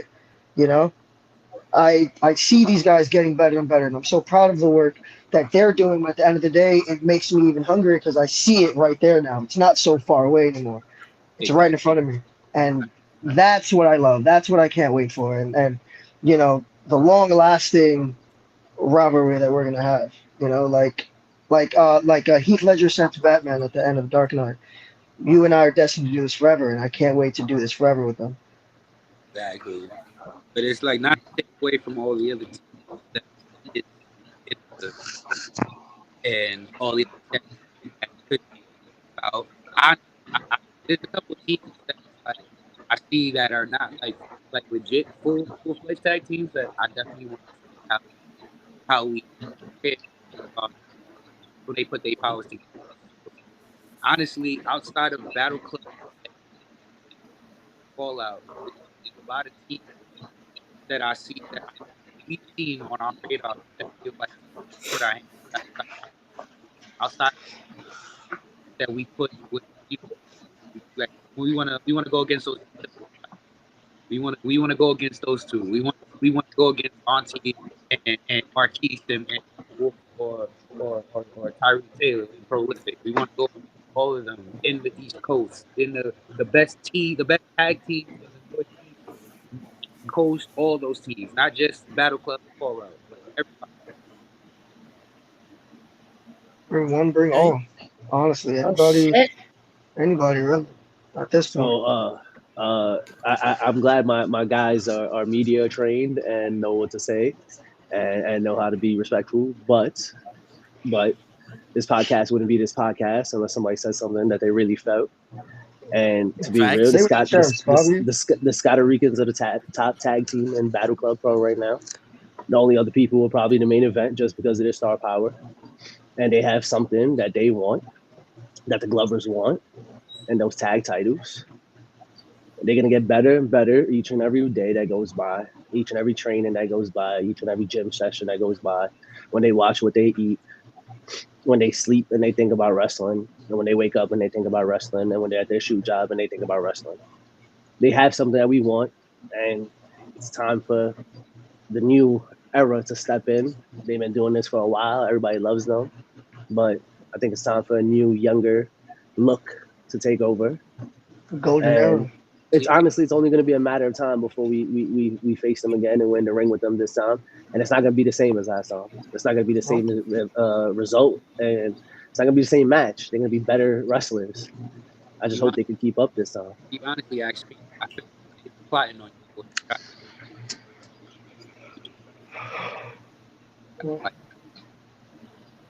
You're cutting out Yeah, there. We can't. Yeah, I lost that one. Sorry. Yeah, I I heard honestly. I think they last show. I think they was plotting on the board. That's why they did. Flying on you and busting your lip, bro. Exactly. Out. They was kind, Okay. because we gave them the work. We gave them a little, we gave them the works. The last Battle Club X show, we didn't come out with that victory, but they knew they barely escaped us. They didn't win that. They escaped us, and I think that was a while ago, man. Things are different now. It's a new era. It's a new time period. They seen the growth, and I think that's what, in order to not let that growth get to the titles, they had to cut it off at the knees, or at the head.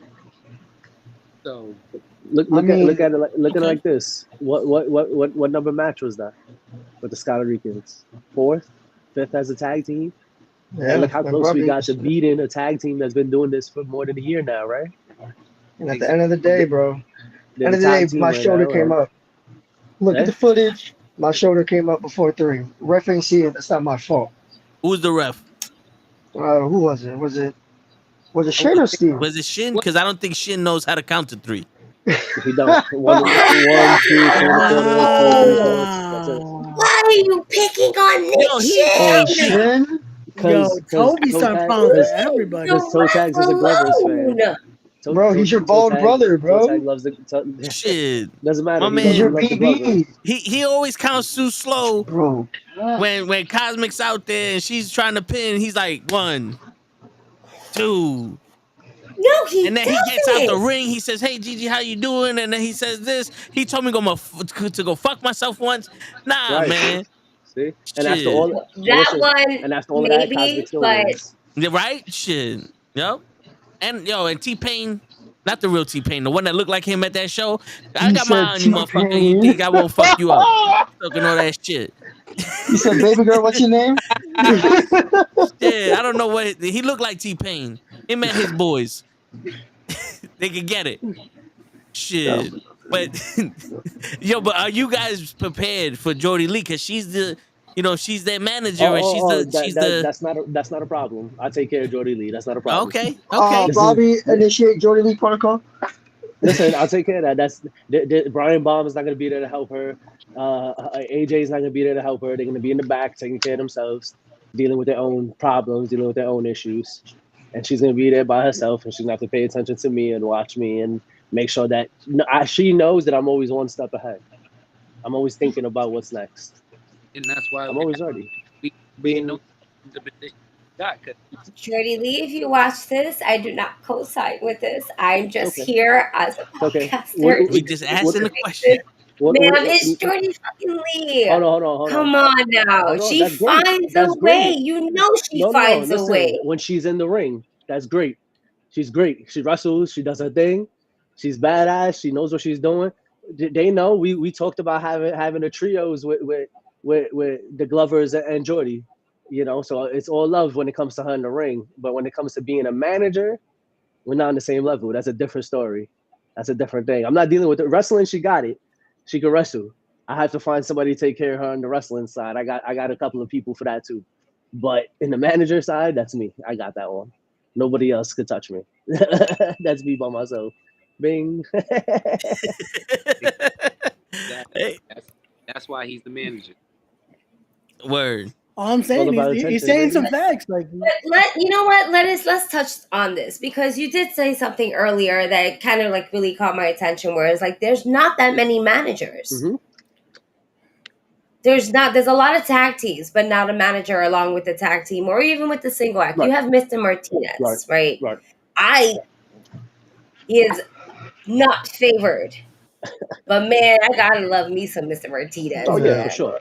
Oh for sure. My God. He's good at what he does. He is. Yeah. Watch the last show that we did. He was gone for how many months? As soon as his music hit, as soon as we knew it was him coming out, everybody booed. It was an automatic reaction. Nope. Vance gets X-Pop heat. I think most of it's because that suit is fresh. Yeah. People can't pull on the suit. That's really what they mad about. They mad that he looks the way he looks. Hold on. Oh my God. And don't get me wrong, Mr. Martinez, he's built himself a nice empire out there, but it's like, you know, like the bloodline, everything will crumble eventually. So yeah, that's the difference. That's the thing, though. He's been doing this for how long? Battle Club's been going. We about to get to what, our 7th anniversary, I believe. He's been doing this for how long? Everywhere he goes, he was at We Are. But it's time for a new. It's time for a new regime. It's time for a new king. You know. I wonder where he was at when Rembrandt had to defend the title against Scotty Rican's 2-on-1, 4-on-1 I think he was suspended, wasn't he? Suspended. I don't know. Would that have stopped Yes, he you, was. Bobby? Would that have stopped you? The difference is that when I know my team has an important match, I don't get suspended. He's just gonna put a mustache on in the dugout. That's exactly what he's gonna do. That's the difference. I don't get suspended because I know how important the match is. I know my guys need me there. I know how important it is to have a manager, especially one that you have with you consistently. Now, out of nowhere for a big match against one of the top tag teams, nowhere to be found. Abraham is sitting in his little pretty wheelchair. Yeah. Full body cast? Body cast, yeah. They snapped that kid Looking like before Roger neck. I Strong. don't know what happened to him, man. But anyways, the point is that you got suspended at the wrong time. You took vacation while your team needed you, and now they're not the tag champs. Now they're not the tag champs anymore. You know. In cases, it's the players' fault why teams lose, and in other cases, it's the manager's fault. You know. Hey.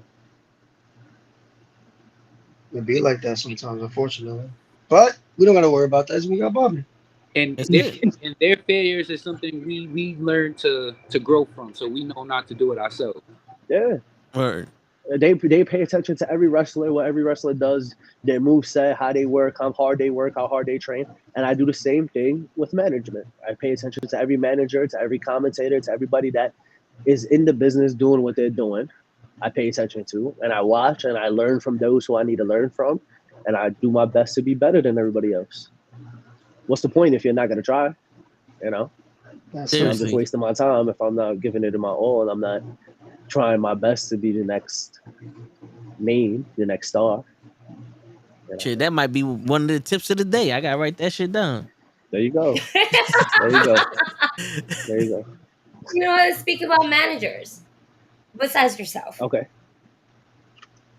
Biggest manager that had the best influence on you? Growing up to now, like consistently, is Paul Heyman. Easily Paul Heyman. Only because, again, so when you asked earlier, you said you were asking them what they do, what's the best part about being in the ring and that moment. For me, it's the reaction you get from the crowd as a manager, as a babyface, as a heel, whatever it is, whatever reaction you get, and how do you deal with it? And what do you do when we come out and we're baby faces and everybody's supposed to be cheering us and I got you guys talking shit to me because we're Mets fans? How do I deal with that? How do I stay focused on the match? And how do I keep talking smack back to you guys? And at the same time, not getting too crazy because we all adults, we all respectful at the end of the day. Yeah. But that's what it is for me. That's that feeling. So for me, it was Paul Heyman growing up on a most consistent basis. When it comes to legends and watching old school wrestling, it's Bobby the Brain Heenan, his promo ability, his the reaction he gets when he gets smacked by Kurt Hennig and he has that face that he looks legit terrified. That's what it's all about. And then now it's Don Callis. The reaction Don Callis gets, people don't understand the respect that dude deserves for being who he is. Him and Kenny Omega were beautifully done. Now, you know, him and this new cat that he's with, they're doing their thing. Yeah. And he gets the reaction. He disappears, he comes back, and they start booing him. Right, a legit fan beat him up in Mexico. Yeah, I saw that. I was watching. And look at that. That's how crazy the wrestling business is. Look at QT Marshall. My man's is here doing nothing. Nobody really cares about him. Nobody questions him. Nobody nothing. And my man's is one of the biggest heels in Mexico right now. He just won their Latin American Championship, and they threw things at him. That's how bad it was. But that's the reaction, man. That's what it's all about. That's what it's all about. Exactly.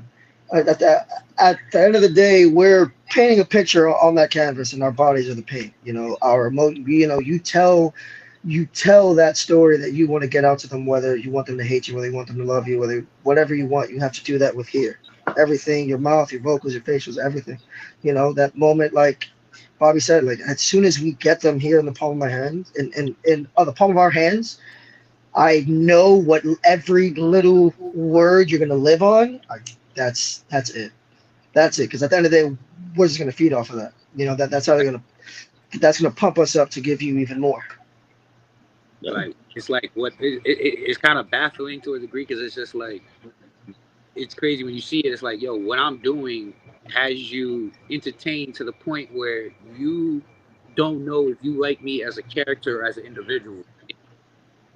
And it's just like that's kind of like it's kind of hard to explain, especially as like as a worker. It's like that's what you always wanted to shoot for, but then it's just like, all right, like how do you maintain it now? Like, what is it that you got to do to make sure, like, okay, I know this is what I got. This is what I've done, gotten them their attention, and I know how to keep it. So now it's just being able to maintain it and keep them entertained as you go further along. You're starting to learn how to elevate yourself and like grow, find different layers about yourself as a character or as a worker to try to like keep the masses entertained, or at least keep them to a point where it's just like, you know what, whatever he's doing, I gotta watch and sit down and see.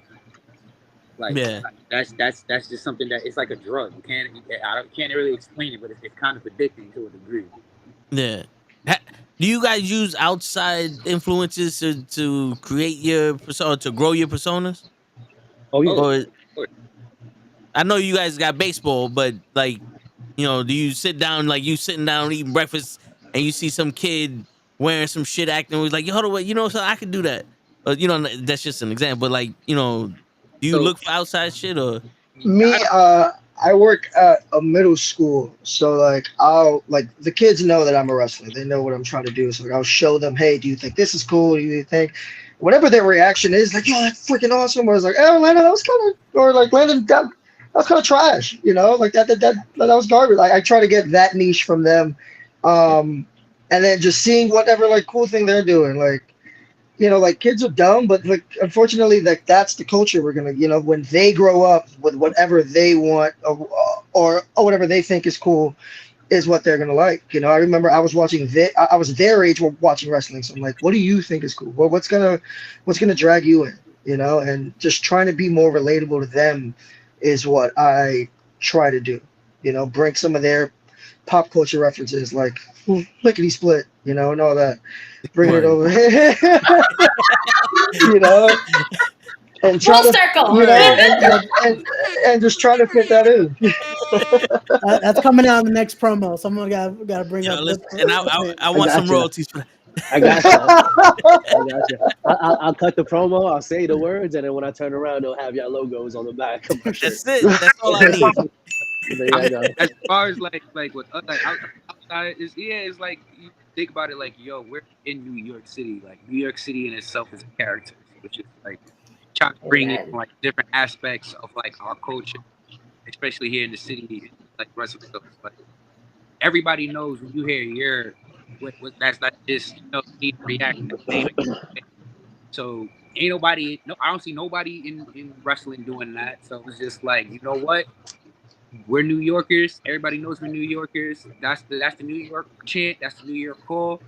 Everybody outside of New York loves doing it. So it's just like, you know what? That's something that I know people from outside of New York are gonna love us for doing that. That's one thing. And then it's just the way we kind of carry ourselves to a degree. It's just like, you know, it's like characters that are not based off wrestling. So it's like he's the smooth guy in a sense, and I'm more of like the brash, loud dude. So like it's kind of like Mike Lowry and Marcus from Bad Boys. You know what I'm saying? It's like you got the suave, good-looking dude, and then you got the loud partner who's the knucklehead, and it's like they kind of balances each other out. And it's like, see, y'all just fucking doing our job for us. I don't even need to be here. Shit. I'm leaving lickety split. I'm leaving lickety split. We out. You know, nothing, knuckleheads. You know, and we wear nice colors. We might do something with your Mets colors. I don't know, but if you get something of Yankee, just understand it's because we love you. Exactly. ELE, everybody love everybody. You know, and like the same thing that Bambi was saying. You guys definitely brought in. You bring in energy all the time that you guys like get in the ring. Yeah. You can tell you guys are just having a good time. Like when we boo the shit out of you guys, it was just fun. And at the end of it, we were like, "Yo, that was fun. Yo, that was fun, right? Right. Yo, that the energy was all there, and then you can just feel it." Yeah, I really appreciate you saying that. You know, at the end of the day, like if I try to live life that like, you know, if I go to like a store or something, like, you know, like I've worked retail, I know retail sucks, you know, and it's like if I see that person in the cashier and they're having a good day, I want to make that person laugh, you know, because it's like, hey, like you've had a bad day, but at the end of the day, it's not all bad, you know. Let's have a little. So like if I can do that in the ring as well, banter, talk back, you know, even as a baby or a heel, my ideal thing to do at the end of the day is to make you remember the interaction that we had. That's it, you know. And you know, I do remember you guys talking crap about us for no reason. We did nothing to you at all. But at the end of the day, you know, we're good.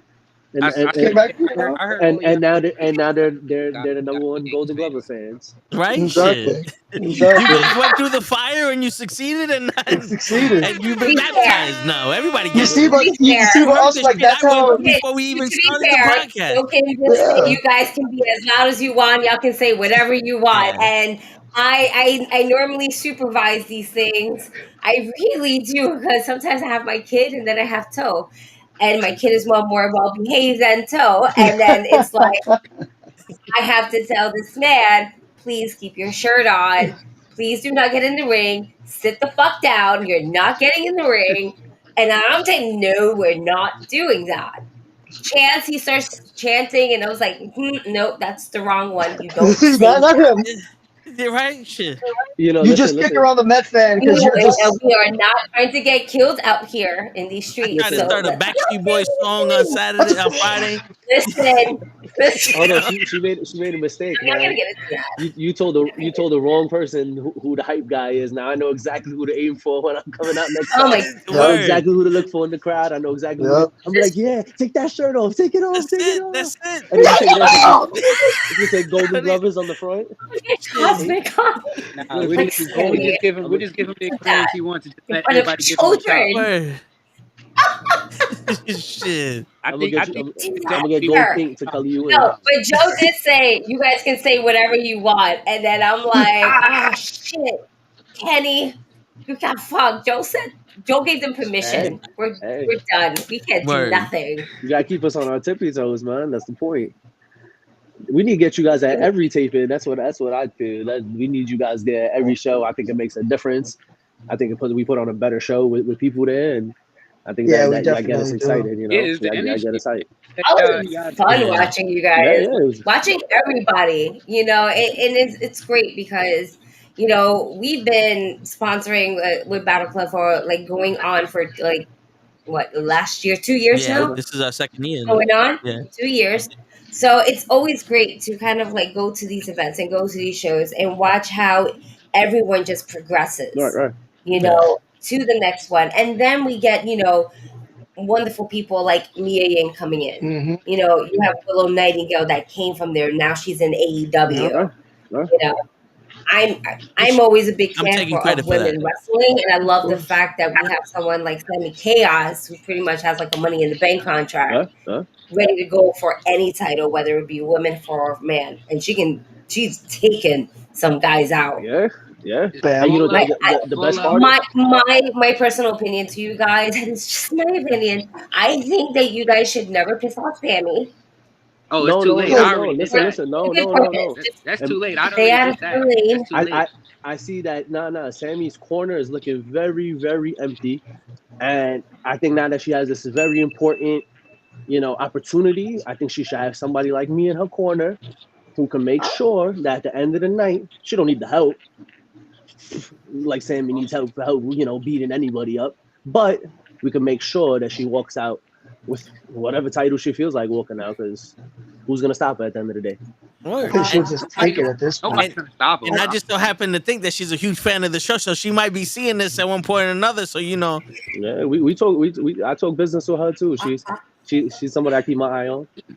I think Bam might have ruined that opportunity because no. on There's no not such one but two podcasts of mine, he decided to open his mouth a little bit. And I already expressed that I'm the idiot of the group. I already called her and her boyfriend out. So, but listen. But that's the Sammy wrestling and I are business. cool by Beat me up. Listen, we're not the NWO. We're not gonna be a team of 20 that don't do anything. We still got battles. We still get to put on great matches with great opponents. There's nothing wrong with that. Her and Erin are a great tag team. Why wouldn't we want to take the opportunity to get as much attention on our group as possible? If I get to work with Sammy, maybe I get to work with Erin too while I'm at it. Right. Why not grow and take all the winners? I just want to put them in one group. I just want to see who punches the hardest out of that relationship. That's all I'm just trying to figure. That's something that you guys could let me know how it goes afterwards. Damn, stop. I'll give you my opinion, but because it's not just you, bro. Like, it's gonna come to me. Like, it's gonna come to me. Okay. Aaron did not tap me out. That's all I'm gonna say. I did not tap. Listen, you know who? You know who's not gonna learn? Me, because I mind my business and I stay on the outside of the ring where I'm safe. That's right. And if you stay away from Ray, you'll be safer. But once again, that's why I had him in my corner. What I do? Because I wasn't gonna tap. He's the one who got to reel me in. You know what I'm saying? Because I'm the rebel of the group. I'm gonna do so. It's like he's like the okay. You're doing a little. You know what I'm saying? Come on now, before you get yourself killed. So you're the one that pokes the bear. Yeah, I'm the bear poker. And then like we gotta get poked. I'm the Dylan Brooks. we gotta get mauled after that. Like, word. I'm unfortunately the Dylan Brooks. Sorry, I gotta get mauled with you. I need a favor for you guys because I don't have the button, but I just bear with me.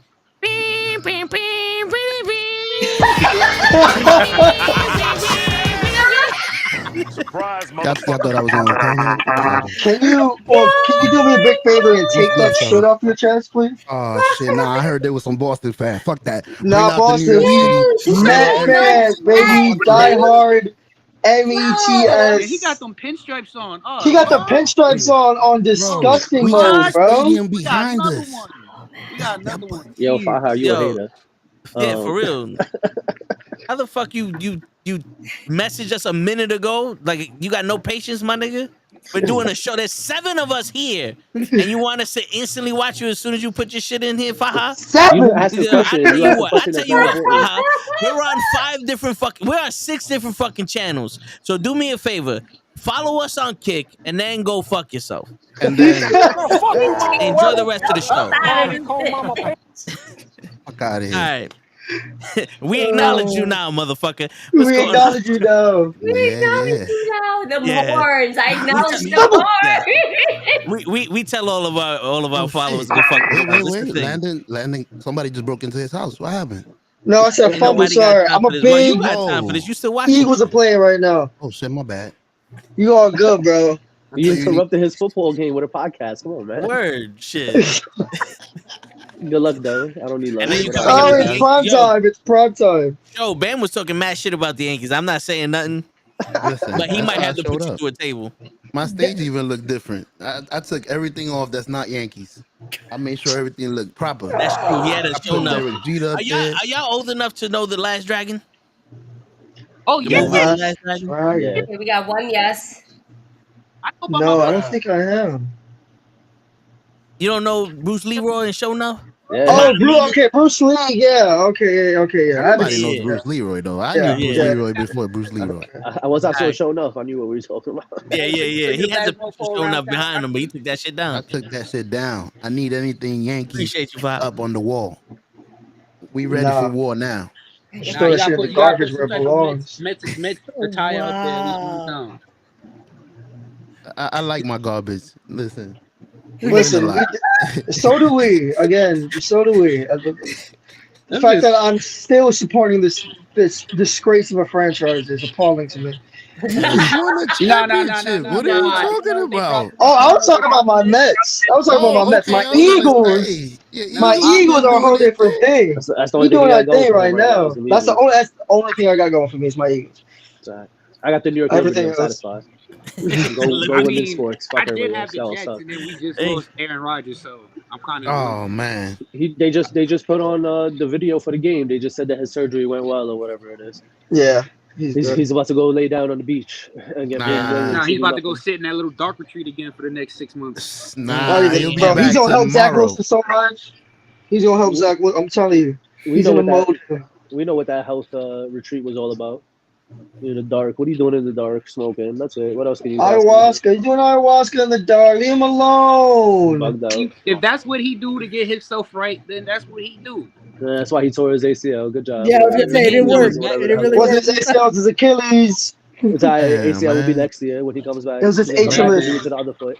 Hey man. But it's also like that turf too of her. At the end of the day, he's still collecting a He's paycheck. going on revenge tour. A lot of y'all gonna be upset. Yeah, true. You're right. Not at all. Bro, he'll be back At the end tomorrow of the day, in a no matter how you wheelchair. do it, And he how gonna have fucked up it is and everything like that, the man is still collecting a check, and he ain't gotta do shit. I'm waiting for them to call me up because I throw on a jersey and we out. Me too. I'll throw on a jersey. I'll get injured the same way and get to go home and pay money. That's it. Give me I'm telling you, oh my God, I think it was, I forgot when it was, but I think it was when Tony Romo got hurt on the Cowboys and they had to call in the backup Kyle Orton, right? And I think his contract was like 2 years, 20 mil to be a backup, bro. That means this man practiced, suited up every game, did not play, and got paid 20 mil for 2 years. Listen, no CTE and his older brother. No Randy CTE and you're good, bro. Yo, you're good. Hey, yo, baby, did you put that deal together? What's up? You put that deal together for him? Yeah. $20 million to stand on the side? Yeah, easy. Sit on the bench, bro. And I just take 25%. My rate is high. Sorry. That's listen. When I make money, The amount of money that was, you know what? That's not too bad. Thank you. And that's where the 5%. That's where another 5% goes to Gigi. Hold on. Right. Thank you. Hey, listen, y'all promoted us with the lickety split and the There you knucklehead. There you go. We gotta get some shirts so we can come out with shirts next time. Word. We take this picture right here, all 7 of us. Well, Ben disappeared, but when Bam gets back, we just do this for Ray. Oh, come on. Shit. Yeah. Why are you always pushing Ray out the picture? I got you, Ray. If you're not physically pushing him, you're like physically pushing him out of here. Like, what are you doing? Why do you do these things? That's what happens when you're part of Teen Industries, bro. Yo, he told Lala that I pushed him when there's no evidence of me pushing him. There's video proof. First, I'm talking to Cosmic. You think I'm gonna turn around and touch Ray when I'm talking Cosmic? Bro. You know what I'm saying? He's distracted already. You know what I'm saying? Case closed. He's trying to get you lariat. Also said Aldo, clothesline, and it's gonna hurt. Yeah, and then Sammy Chaos comes on this show and he starts probleming with her, and then next thing you know, she try to beat me up on Saturday. No. That was you. I think Sammy's just gonna want to beat you up in general. Oh, I was about to say, what the fuck was that? I was like, who's making an intro now? Jesus. Just so you know, I can't protect you even if she's part of my team. Sorry. Hey, listen, man. There's no controlling Sammy. I just sit there and watch. Oh my God, get this, please. Her name is not Chaos. I was able to smooth the waters with Sammy. I don't know about what's that Ash because my what's man. that Kobe Bryant saying? She's a different animal in the same beast. You don't just. I'm just that stupid enough to mess with her, but everybody else, for your fair warning, don't mess with her. Yo, listen. As long as we're in different boroughs, I got no problem. But if we're face to face, then I don't want to start no beef. Yeah, she real pull up on you. Yo, bro, don't let her. Because she was like, you fuck. When she here, I'll be quiet. I was like, I'll be quiet. And when she leaves, I'll be quiet. Don't let that. That's cool. Like, right I'm cordial with you right now because I'm working. Word. Listen, Toad. Don't let that burrow think that's enough, B. She'll take an Uber to beat that ass, B. Oh shit! She'll pay for an Uber to beat ass. Don't. She'll make you pay for the bros. Yeah. Right. It's gonna be charged to your car. Where's your fucking wallet? It's a good thing my name is shown up. My credit card number is 233. Hey. Hold on. What's that? 233. One more time. Say the rest of them. Shonen got the tab on all that. We about to get us all new microphones. Come on. Word. Oh shit! We about to do this together. They got me, G. Shit. Yo.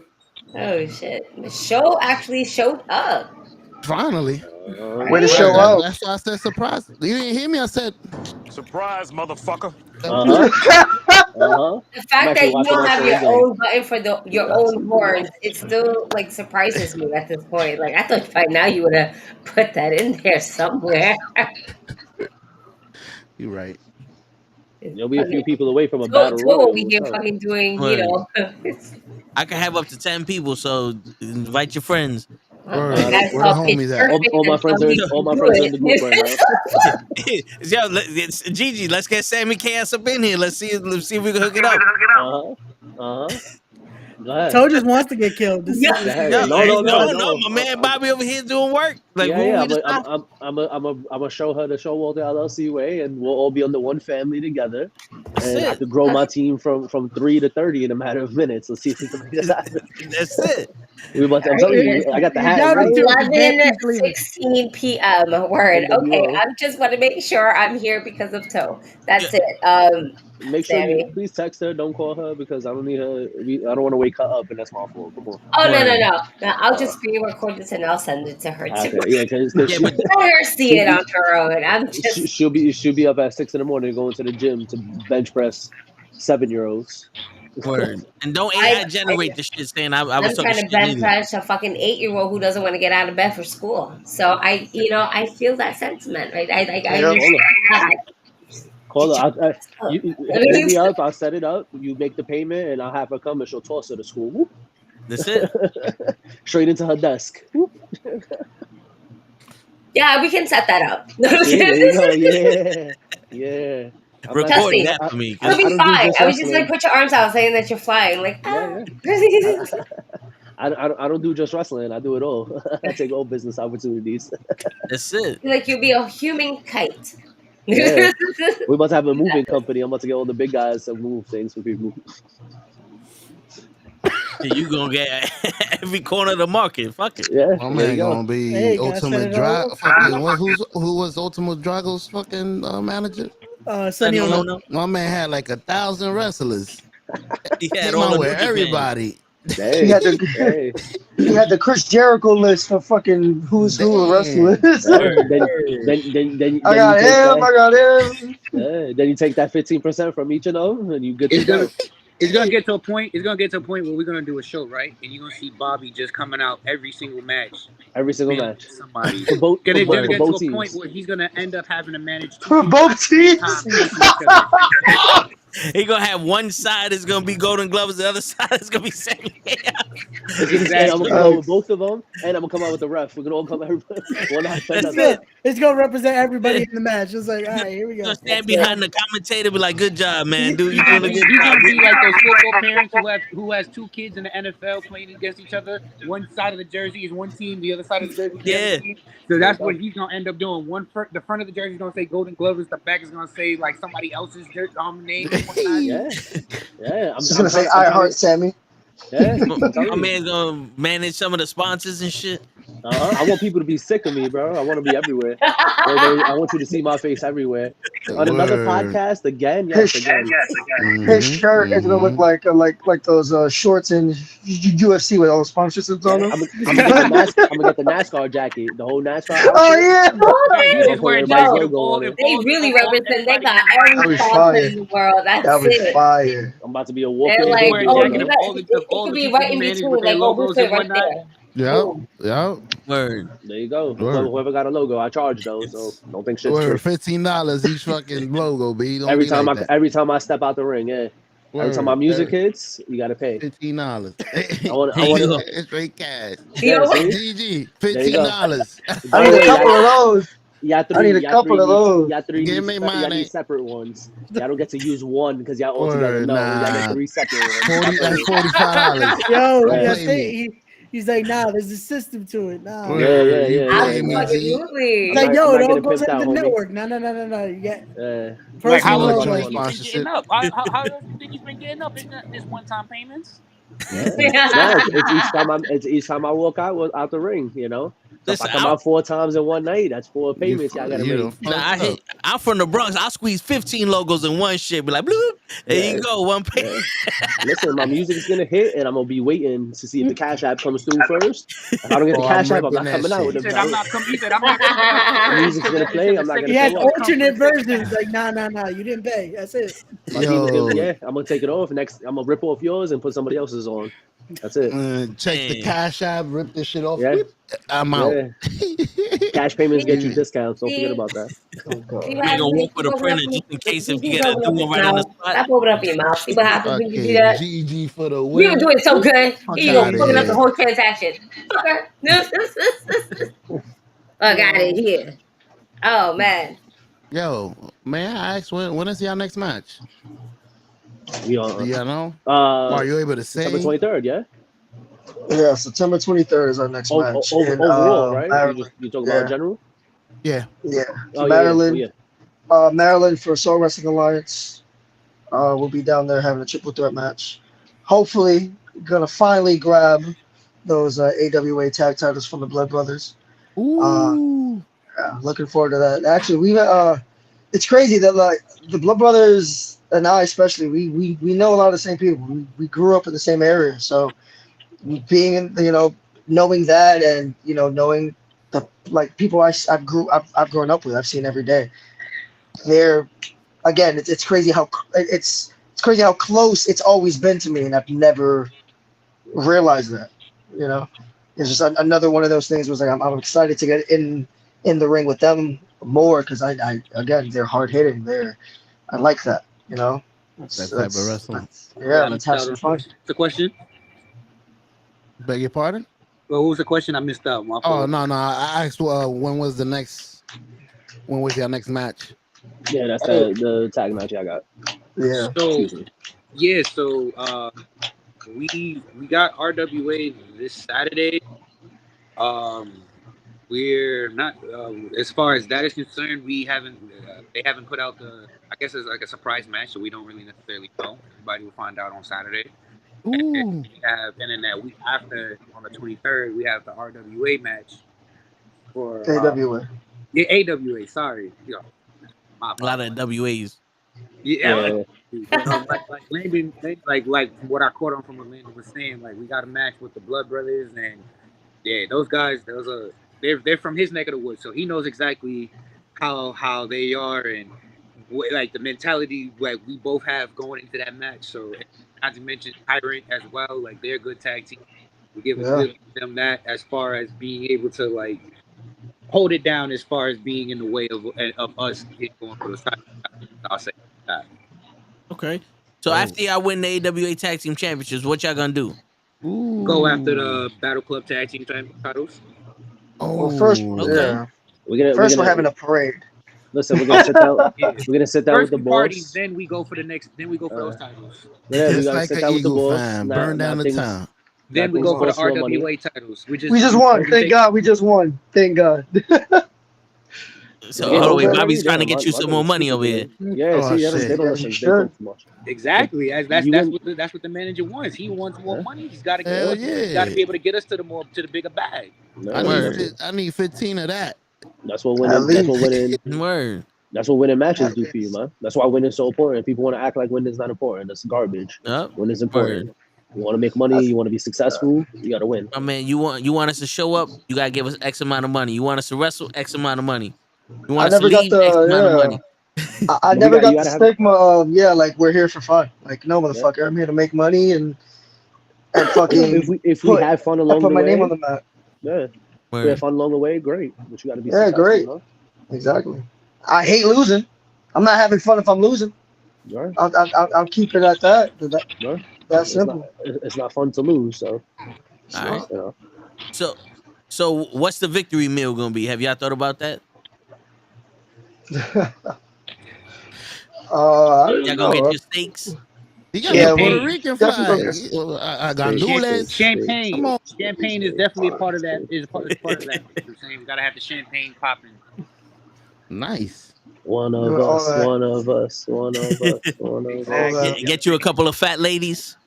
And I'm talking about the I'm good. cigars. I'm I'm not spoken talking about for. the women. I'm spoken for. I'm spoken for. Independence Day. Fat lady is a cigar. Nah, smoke the raw papers over here. Yeah, I'm more of a Facts. the cannabis. You know what I'm saying? So if you still got to be active. Yeah, you know. I'll hit Listen. the family for that one. Gigi heard weed. Here she is. Yeah.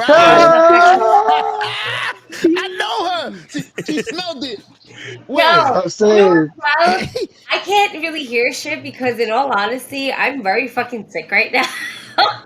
Right? We're just like taking turns, possibly blowing our nose, like Alf's camera and shit like that. She wasn't even listening to this the whole podcast. No, the best part about this, right? This nigga said Gigi heard weed. I definitely was grabbing my clipper that I have. Like instantly, so it's like it's all in place. Like, yeah. Word. I smoke, I drink, I chill. I light it back up. In a cipher? That's why I'm happy she didn't hear us talk about that midget mud wrestling shit we was going to on Thursday. I mean, if y'all don't mind, we go right? Nah, proceed, bro. Your team just won. It's gonna be Aaron Ash versus 9 midgets. They're little people. For him. You ever see Wolf of Wall Street? One of us. That's hilarious. That's my movie. I watched that shit 150 times. I love that movie.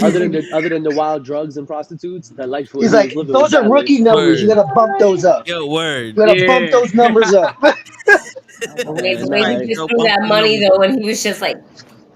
That's what you get for being greedy, man. Fucking fun. That's what you get for being greedy, man. I would have took the money and ran away. I would have went to another country, no way finding shit. I don't exist no more. Deuces. Especially when that boat blew up, I died. Oh, I was bye. Yep. I'm out of here. That was the perfect plan. Just done. I was never here. Untraceable. Is that a drawing of Rhea Ripley behind you? Yes. That's fire. Can we see a setup? That's a dope setup. I'm jealous. I'm jealous. I'm jealous. With her feet. What? What? You're a foot guy? He hands you at herself with her feet. You're a foot guy? Nah.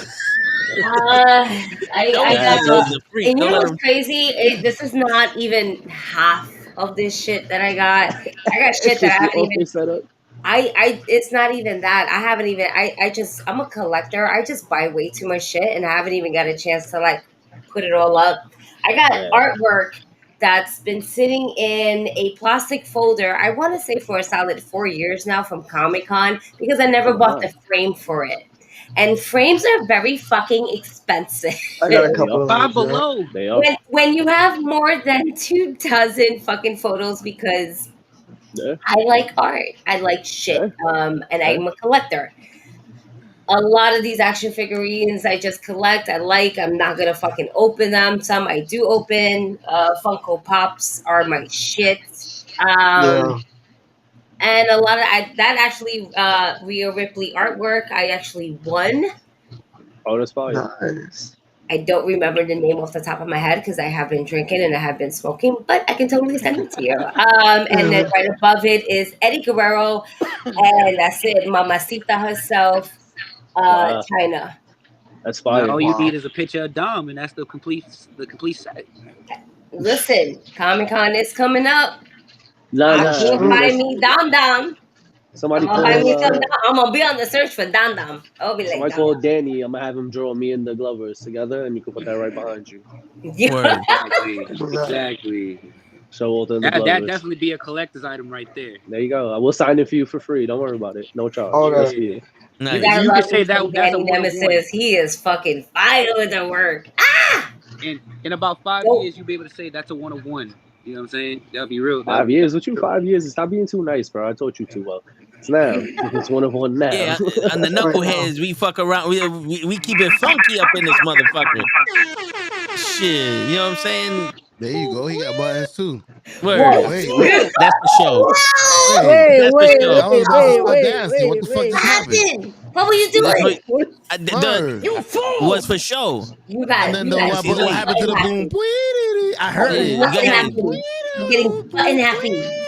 What the fuck? Why you played that for? See, you got niggas leaving. Look at that shit. Word, you had Landon. We're sorry. Man. You fucked it up again. Damn. No, we'll do it live. Fuck it. All right. We again want to apologize for our friends on this podcast. Thank you. I am sorry for my questionable.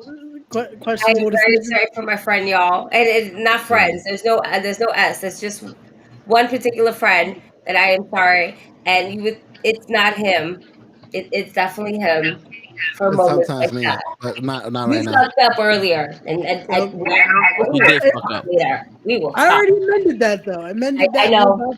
We fixed it. We fixed it. We're gonna do an episode. It's gonna be all good. It's gonna be all good.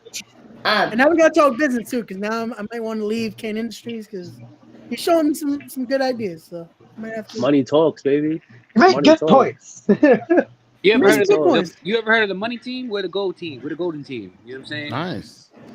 Might make sense. That's Midas right there. Everything he touches gold. Word. It makes sense. We should have saved that for the end. That's a good way for me to walk away. But right? We still got a half an hour left, so hold on. Listen, speaking about half an hour left, we got less than half a year because it just decided to go in the blink of an eye. Where do you see yourself by the end of this year? End of the year, just improving. Just getting better each and every time. Hopefully, I know something that we both want is to perform here in the boroughs.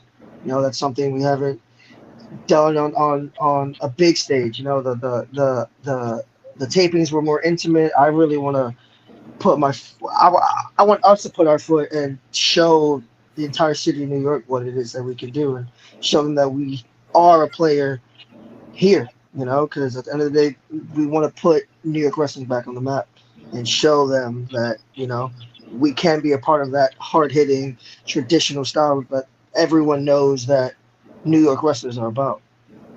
That's just so putting our foot forward and getting that into our niche and, building on that for next year. Yeah, that's definitely what we want. Yeah, it's just us building on the consistency more than likely. It's like it's one thing of we would say about this year. It was more like we can build good momentum. That's one thing I say about that. Keep it consistent on one week. With us, it's more like we just want to do more. So that's another thing we want to try to just get our foot in the right door and still get the most amount of rest we can get, be able to showcase our talents and showcase what we are about as far as one of the best up and coming tag teams in the city alone. So it's just that's really one of the main two goals we really want to hit on next year is just being able to get our foot in the door in New York City and just get more just get out there and just do it more often as possible and so we can be able to get the experience we need to be able to try new things, be able to learn from bad experiences and stuff like that. That's pretty much what we're shooting for. Mm-hmm. Oh. All right, now time to be a little bit more cocky because again, my guys are trained well, so I make sure they look good. But now, for real, this time next year, I want to be everywhere. I want my face everywhere. I want to be coming out multiple times. I want to be at We Are. I want to be at Invictus. I want to be at Catalyst, Battle Club. I want my guys everywhere. I want my guys to have titles. I want my everybody to be successful. That's the plan. Like I said this whole time, there's no point in doing this if you ain't gonna win. So I want to win as much as possible, and I want to make as much noise as possible. And I got an independent scene that I would like to conquer.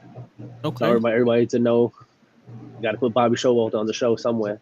They're gonna call me. Hey, I need 2 guys for this event. Got you. I need this guy for this event. I got you. What are you gonna do when they need to call somebody because somebody don't show up to these events? You know who's gonna be there? Us at every single event with our gear, waiting for any opportunity that comes our way, and then putting on a show everywhere we go. That's it. At the end of the day, I'm tired of saying that we're the Golden Glovers. I want to show people that we are the Golden Glovers, and having some gold around us would definitely help. Y'all watch baseball? Y'all know what Golden Glover? You know what a Golden Glover is? The best of the best. We the best of the best. Now it's time to show everybody why we the best of the best. We're not here to beg for cheering. We're not here to beg we don't care. We're here to show everybody who we are. And if you like us, we love you. And if you don't, go fuck yourself. You will. Yeah, that's it. Fuck yourself. You at home in your bed scrolling on social media, liking our pictures from a different account with a different name, Faha, whatever the fuck your name is. Yeah. The haters you know these fans, I'm never gonna watch this again. If so and so wins, I'm never watching wrestling again. Yeah. The next day, Monday Night Raw hits at 7:55. You on the channel waiting. Watching NCIS. Their feelings get very hurt when you start ignoring them. Yeah. I ain't watching Raw no more. Yo, show. You know what I heard just now? What you that heard? They said by the end of the year they're gonna be the AWA Tag Team Champions. I heard that as the well. RWA Tag Team Champions. Heard that as well. Battle Club Tag Team Champions. Facts. We are Wrestling Tag Team Champions. Facts. The Invictus Tag Team Champions. Facts. The Hog Tag Team Champions. Facts. The fucking West Side Society of the Boys and Girls Club Tag Team Champions. Facts. The fucking the Full Borough Intercontinental Tag Team Champions of Puerto Rico Society Champions. Exactly. They're gonna be the Maryland Tag Team Champions, the East Coast Tag Team Champions, the West Coast Tag Team Champions, the North Tag Team Champions, the South American Tag Team Champions, the Canadian Tag Team Champions. They're going to Japan. They're gonna be the Tag Team Champions of Korea, South Korea, North Korea, North Japan, East Japan, North Korea, the Middle East, the West East, the Southeast, and the Antarctica. That's what I heard. One. Hey. You forgot the UK. And the UK. And the UK. We're gonna be the Queen Tag Team Champions. That's right. The NAACP Tag Team Champions. They will knight you with the Tag Team Champions. The AARP Tag Team Champions. But don't forget. Don't forget. The Royals of the Royals will be there. That's just the tag team division. I have plans to take every other division while I'm at it. The women's division, the heavyweight division, the battleweight division, the X division, light heavyweight, cruiserweight, whatever you want to call it. I don't care. Every single one. Fuck that. We thinking everything. I'm greedy. Every single one. We're gonna have a so we can carry these titles. Wrestling champion. He's gonna have a Yokozuna, all that shit. And if anybody asks, toe tags never lies. See, facts. Just like the point, right? You got to be a gold member. You can't be a part of this group if you don't have some gold on you. Facts. Yeah, no, but at the end of the day, I'm still a knucklehead, and the knucklehead gonna have to tell this nigga the fucking truth. Like, ooh, nah, nigga. No, he knows everything. Let me, and it's just because I would love to just make sure I keep you grounded. There's always one person that must keep you grounded at all times. All right, just in case you attempt to get arrested, and that I would be me. Because, the one person that could actually arrest you would be our friend, and he'd be like this, all right, now you fucking pushed it. And then it all goes to shits from there. That's what my wife is there for. There's always one person, I am your whole girl, I'm your sister, mister, that will keep you grounded. But if you do take off your shirt, I will leave you stranded because I cannot control you at that point. And my child and I will take your keys. So my goal is to get to take off his shirt. Good to know. Good to know. I just got to get another shirt and be like, yo, Toe, change your shirt real quick. Nah, he's gonna take it off. I already saw this man in a belly shirt because he decided to wear a cosmic belly shirt. So you telling me that you have a crop top? It's a crop. Yeah, the crop top. You got the crop top. You got the crop right there. So I'm gonna get you another one. I'm gonna get you a golden Glover crop top. There you go. Golden and then half of the word Glover. So I recorded a skit with Cosmic. The problem was I didn't change the camera settings because we were supposed to do it outside. We wound up doing inside, so Kenny had the camera. I didn't change the settings, so it's overexposed. Okay. So I was literally just running around her, taking off my shirt and putting a different shirt on, putting the wig on, putting that on. I put a crop top on. Y'all ever seen the episode of Family Guy where Peter Griffin just kept going in for different samples and different outfits? Yeah, that's what he was doing as a wrestling fan. That's hilarious. I need another picture. My man was at Costco. So next time I see you, I'm gonna tell you take off your shirt for a picture. We're gonna take a picture with your shirt off. With your shirt, not mine. Just yours. I know better than to show mine. That's why we're long sleeve. Yeah. I'm gonna get you a Golden Glover crop top. I got you. Just a shoulder in the back. Outside. No, and I'll rock it. Children. Not mine. So. Damn it. I'll come out and I'll make an announcement beforehand. Look, there you go. Look at that. Oh my God. Look at that. That's I told you. Think about these things, Bobby. In that photo. Think about these things. See?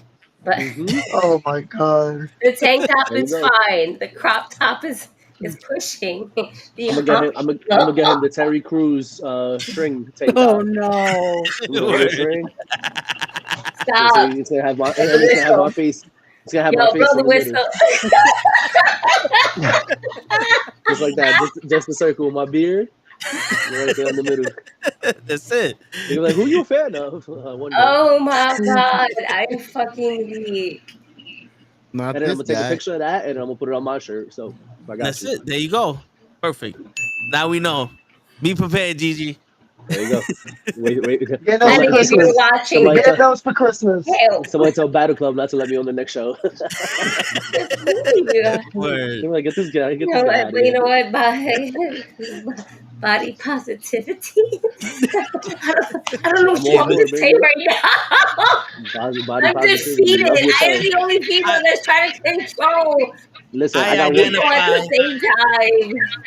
It's not fair. I identify as a 7'3" bodybuilder. I don't know what y'all see. Listen, I see a 7'3" bodybuilder. You feel me? If you happy, I'm happy. That's all I You feel me? That's it. how I feel about people. If you don't call me that, I'm offended. That's it. Just leave me alone. I don't care what you want to be. Just don't bother me. Bodybuilder or his pronouns. Oh my God. His pronouns are bodybuilder. What about the greatest tag team that we can have right now? The Skyscrapers versus the Golden Glovers. Yes. You want to go on that? Yes, the Skyscrapers. Him and Mike do it. Law. That's it. So and Mike Law. Hey, let's do it. Hey, y'all got to deal with the Colossal one. If you could take the Colossal one, he might throw Barbie at one of y'all, and I'm not ready for that. So, listen, I can't even pick her up, bro. That's the problem, bro. I see that last show. He trapped you under there. Then what am I supposed to do? You're gonna have to get all of those wrestlers that you represent. Colossal one and the toe. This is why I need a 20-man team so they can come help me out when I get stuck under that shit. I'm like, no, get off of me. I'm asthmatic. You can't do that. My leg or something. I'm gonna have to cut off my leg like Saw. I get claustrophobic quick. We did a show in New Jersey like last year. My man's almost killed 3 of the guys. Damn. We put it down on them. They were stuck until the end of the match. Yeah, that's what I heard. That's what I heard. That was weird. Same Patty Houlihan, you have to take duck, dodge, duck, dive, and dodge. That's it. Yeah, but my job is to tell it to you guys, not to do it. That's not my fault. Listen, one of my best memes that I've ever did, not knowing about Colossal Mike Law until a little bit later, was making a meme as like me in my everyday life. And when he threw that barbell, all you saw was anxiety. Exactly. I remember depression. And it's just me throwing the barbell like, fuck you bitches. Or you could just look at it as the barbell being life and it's just crushing you as and whatnot. No. It's me throwing my fuck you, man. And just all this other shit just go. I defeat them. They don't defeat me. Fuck that shit. There you go. That's why that barbell gets thrown. Do you see anybody getting up after that? Nope. Believe it or not, Barbie is my biggest fan. Barbie loves me. Don't tell Mike Law that. Don't tell Colossal Mike Law that. But me and Barbie got a little thing going on. That's one time. I think we're on her good side. She retweeted us one time. Very nice. She likes me, dude. That's my side piece. Hey, Yeah, I be telling Gigi I'm wearing Cosmic Down all the time. She don't believe me, but you know what? You said the same thing about Mercedes Martinez. Sure. And You see how Janai Kai is just jumping now? That's not me Hey, shaking. you missed That's what you did. That's what it is. You did the shimmy like that. And that's when she looked at you. That's exactly what you did. And she was just like, You did the titty shake on her? yeah, No. definitely. No. The milkshake. I did like this. So you did the milkshake. You're right, but you gotta go. Shimmy. He did the little shimmy. And like, You did the 60, shimmy, sir. in like 60 years, Cosmic's gonna be like Mae Young walking around and you just see Toe running behind her. And I'm gonna be right behind her. Like Mark Henry. Like Mark Henry. If y'all were there to see the fucking look on Mercedes Martinez's face when she asked him, who do I sign this to? He was like, oh, sign it to Toe Tags. She was like, what? You like feet? Y'all can have fun names, but I can't. That's No. Right? And she's like that. I was like, you nasty. Say Toe Tags? Yeah. Mm-hmm. You really want me to write that down? Like she was asking about his life decision. I had the knucklehead shirt on. I said, we do a podcast. This is my name on the podcast. She wasn't hearing on that. And she was like, everybody knows you. no, but she was like, okay. Yeah. And then she asked, do you spell it with the S? Do you spell it with the Z? With the Z. Oh, I figured. And I got a smiley face. There you go. And I got a smiley face. There you go. What she wanted to really write was Big Sexy, but she wanted to write my love. Oh man, yo, that was like by far the most There's plenty of room. that happened. You know what? Next time I see her, I'll give it. It was like you got a chance now. You can put Big Sexy. There you go. Hey man, you miss 100% of the shots you don't take. You gotta shoot them like Curry, man. That's just remember, if she has you in a submission, tap right away. They have to let go. That's the rule. I don't know. Nah.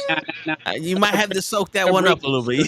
Let her break it so she can take care of it. Depends on what kind of submission she got you in, right? I was like, so right here is like, wow, that's a free chiropractor that's gonna help my back. Mercedes Monet put me in the bank statement. We're gonna have to be there for a while.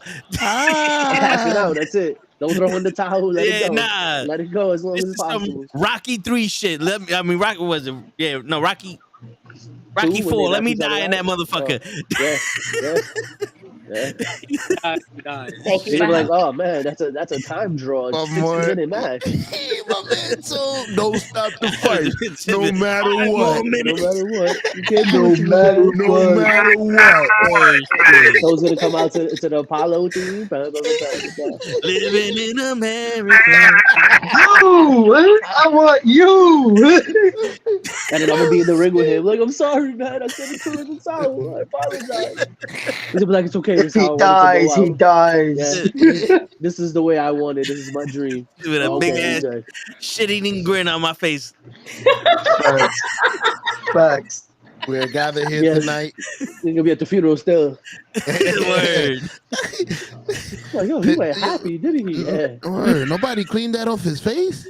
Fucking mortician is terrible. Yeah. Is that a flashlight or you just happy to see me? What's going on? You really die like that. That should stay like that. You done. It's over. Word, rigor mortis.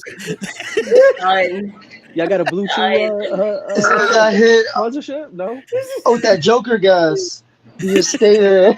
Listen, somebody hit a Blue Chew, man. Tell them I got a sponsorship ready for them. Oh my god. You got a sponsor wrestling up there. How does Blue Chew help your sex life?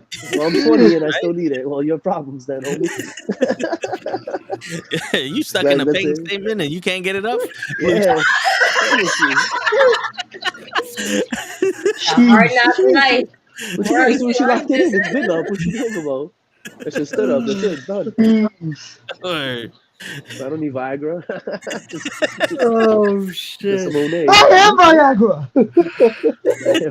Viagra, man. That should be there you go.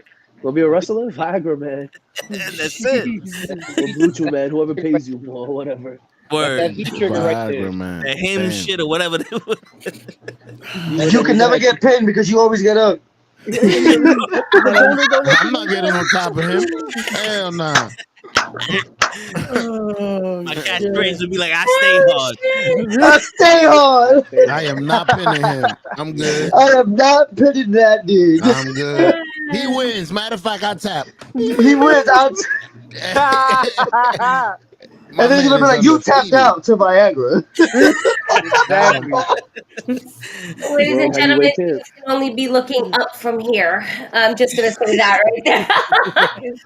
Oh Literally. God! What are your Saluting before the match. dream moments? What is that going on for you guys? You got any dream moments or matches that you? Anybody, pick it out there. Anybody in this wrestling universe that we live in right now. You took my question. That's dope. A dream match? Dream matches, dream moments, anything that captures you more significantly, like whether it's a match or whether it's a moment that you want to capture. And when I do mean this wrestling realm, like I'm gonna throw WWE. Say you're at WrestleMania, you got your WrestleMania match. Like I feel really jealous of Pat McAfee that he got to take a Stone Cold Stunner. And like I feel like me personally, that's something I would want to do. Like just to like take a stunner from Austin. Oh my God. At WrestleMania, that was at WrestleMania, beer bath, everything. Like, yeah, that's something I personally would want. And then obviously we all want the, WWE title, holding it on the ramp, pyro going off. Like, yeah, who wouldn't we, obviously, like that's definitely there, But if you can have your moment with like a tag team. Tag team, it would probably be just, I would say me and Bam on top of a Hell in a Cell after we won, I would say. Yep. Like, I want that. Like, I want, not to be cliche, but blood and guts. Like, yeah, I want that. We Like, just war and like we're victorious. We got that. We both got the Crimson Match just on us, and we're victorious with gold. Like exactly. Just showing him that I am my brother's keeper and I got him. No matter what. No matter we go through hellfire together. Exactly. And that's something I feel like if we go through that together, it's like, okay, you're my ride or die now. I can go to war with you. It's like I can't wait. Like more of those moments. Yeah. Would definitely be like that. Short term is definitely want to experience like winning a title, especially like with my partner. I rather it on some like just being selfish. I rather it just be like a surprise, like hey, like you're going over, like you're not going over, but like somehow during the match with the script, it's like yeah, you're going over, and like one of us got a tear going out of our eye. That's like a tear jerker. I kind of that's definitely one experience I would love for us to have, just finally like holding gold for the first time. And then as far as long term, like even if it's not just a WrestleMania moment, just having something that people is gonna talk about for a long time. Just like you remember when that happened, when they both did that, it's like one of those types of scenarios where it's just like, even if it happened at WrestleMania, SummerSlam, Bound for Glory, it's something that everybody's gonna take back and just be like, yeah, this was a moment that happened from this company that this company did. So one of those type of things, in a sense. Yeah. I just want to leave my mark. And at the end of the day, I want to do it with him. I want to leave our mark together and, show everybody that, we are capable of doing great things together. And the more and more, like, again, I know how hard we work. I know the things that we do. And I want to just prove everyone right. You were right for putting your faith in us. You were right for believing in us. And at the end of the day, I just want that moment for us. It was like, we did it. Just that big sigh of relief that we finally have something to hang our hats on. Oh, exactly. Go back and say like that's what we did together. Exactly. No matter where we are in life, no matter if wherever we are, I can still look back at moments and be like, I did that with him, and I'm proud of this. No matter where I'm at. And there's nothing you can do to take it away. Like exactly. Be there like forever. I'm gonna add my part of the question because it's a little different, but it's kind of the same. What's your dream match? Because you guys speak about the New York scene taking over. Is there somebody in the New York scene you guys would like to face that you haven't? Selfishly, I would want Pena. I want to wrestle Pena so bad because like he has.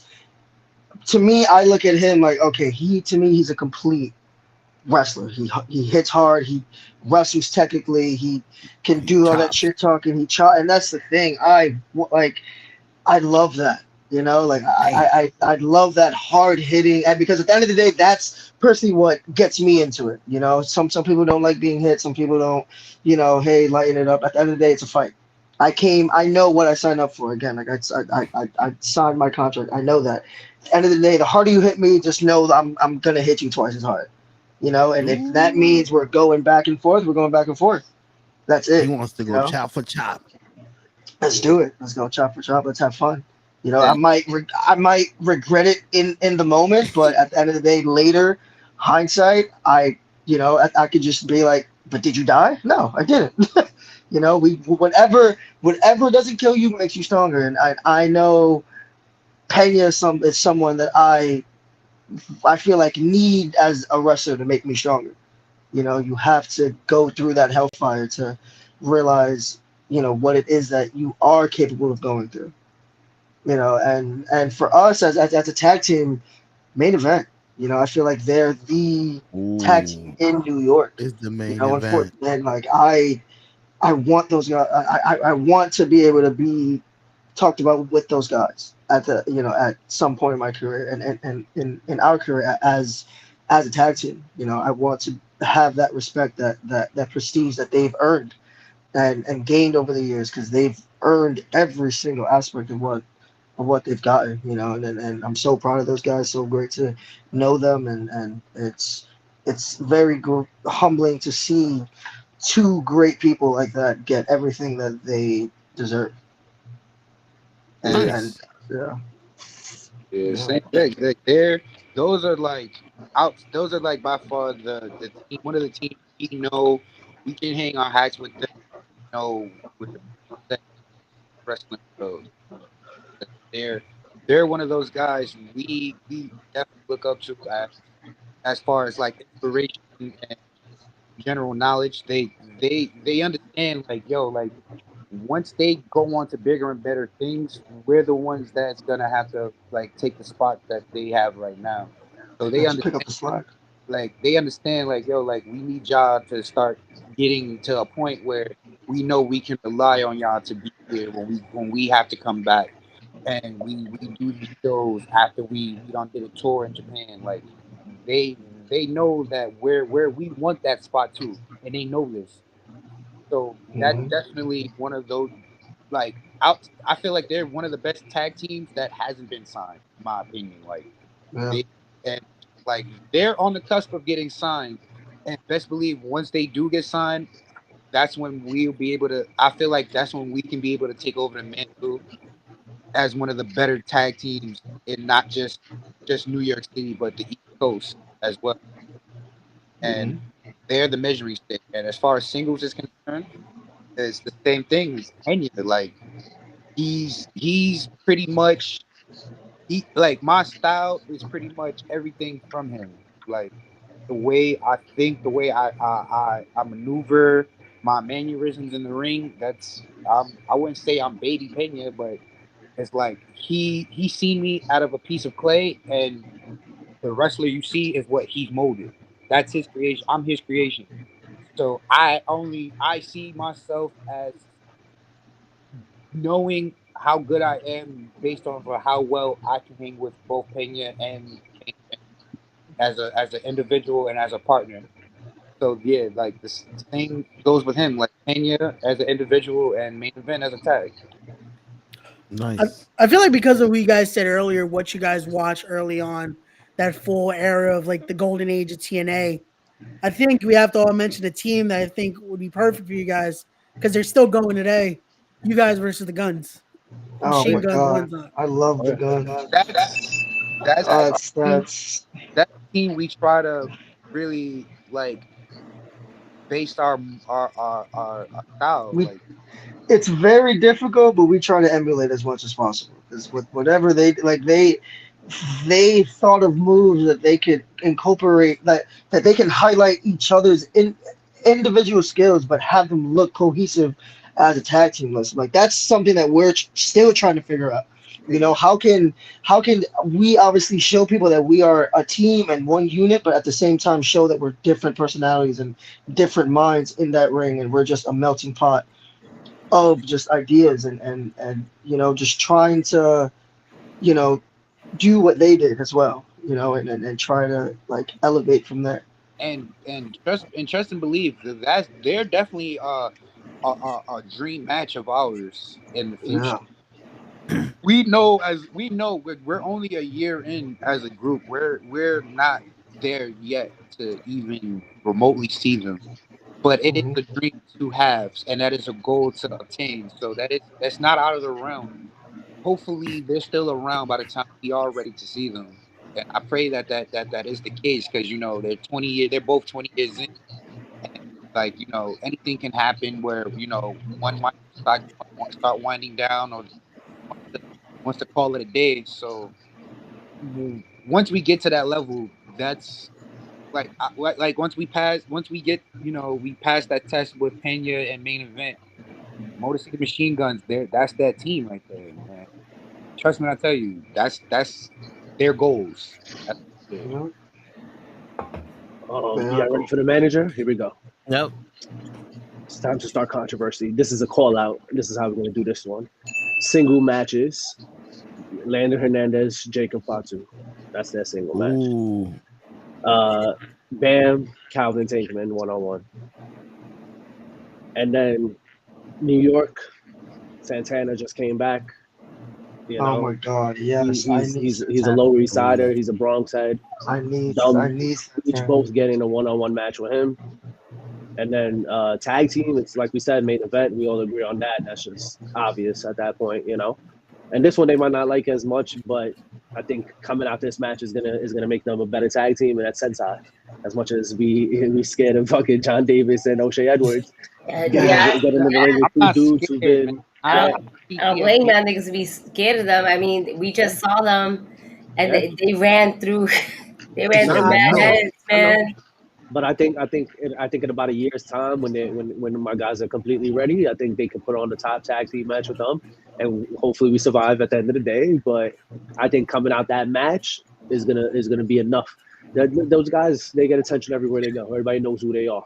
We see the rise O'Shea is on. It's amazing. It's fun to watch, and you want to be the best. That's what you got to do. You got to play with these top guys. You got to wrestle with these guys who are gonna fuck you up and make you not want to do it. But then when you get home and you're about to go to sleep, and you're like, you know what? I can't wait to do this shit again. I can't wait to the next event. I can't wait to the next match. I can't wait to the next time I get my ass kicked, because that's what it's all about. It's fun. So what title are you going to defend against Sentai? Whatever title they want. Nah. All of them. Hey. All of them. Whatever's going. Battle Club. Fuck it. Nah, let's run it in Battle Club. We'll do the North Korea one. That's it. He's gonna put all the titles they just North talked Korean and about. the AARP one too. The AARP and the NAACP one too. Yeah. Word. Oh my God. They want to end the problems with North Korea. Send O'Shea and John Davis over there. Let them go. End that shit like that. Yeah, let them tanks go deal with that shit. Like, we just sent 2 nukes over there. Yeah. We didn't get them. Yeah, they did. Kim Jong-un, bang. That's it. So sadly, it is 12 o'clock. We would love to have y'all on for longer. You know, we have y'all on all night, but I know y'all guys have stuff to do. We don't want to keep y'all.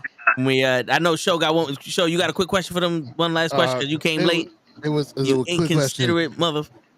You know what? Oh, fuck you, Mama Webble. Anyway, You gotta take that Yankee hat off before you ask another question. Yeah, my facts, man. please. Exactly. No Yankees hats on loud in these. He needs to act because his head got hit with the ooze and they ain't fully developed yet.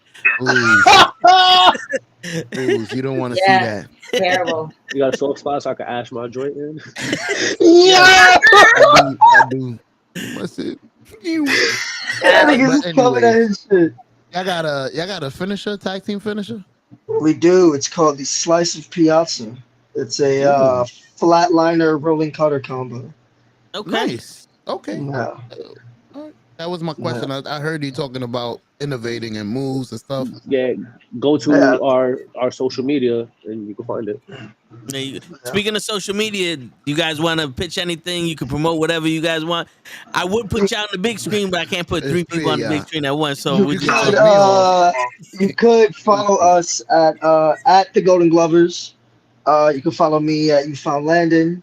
Bobby Showalter has his what's your handle again, bro? At Bobby Showalter 93. So yeah, I was You can born. find me at bambino.kc on Instagram and I don't know, Twitter or X or whatever. Twitter, whatever. Yeah. We don't know all that. Whichever they decide to call that. Yeah, you can.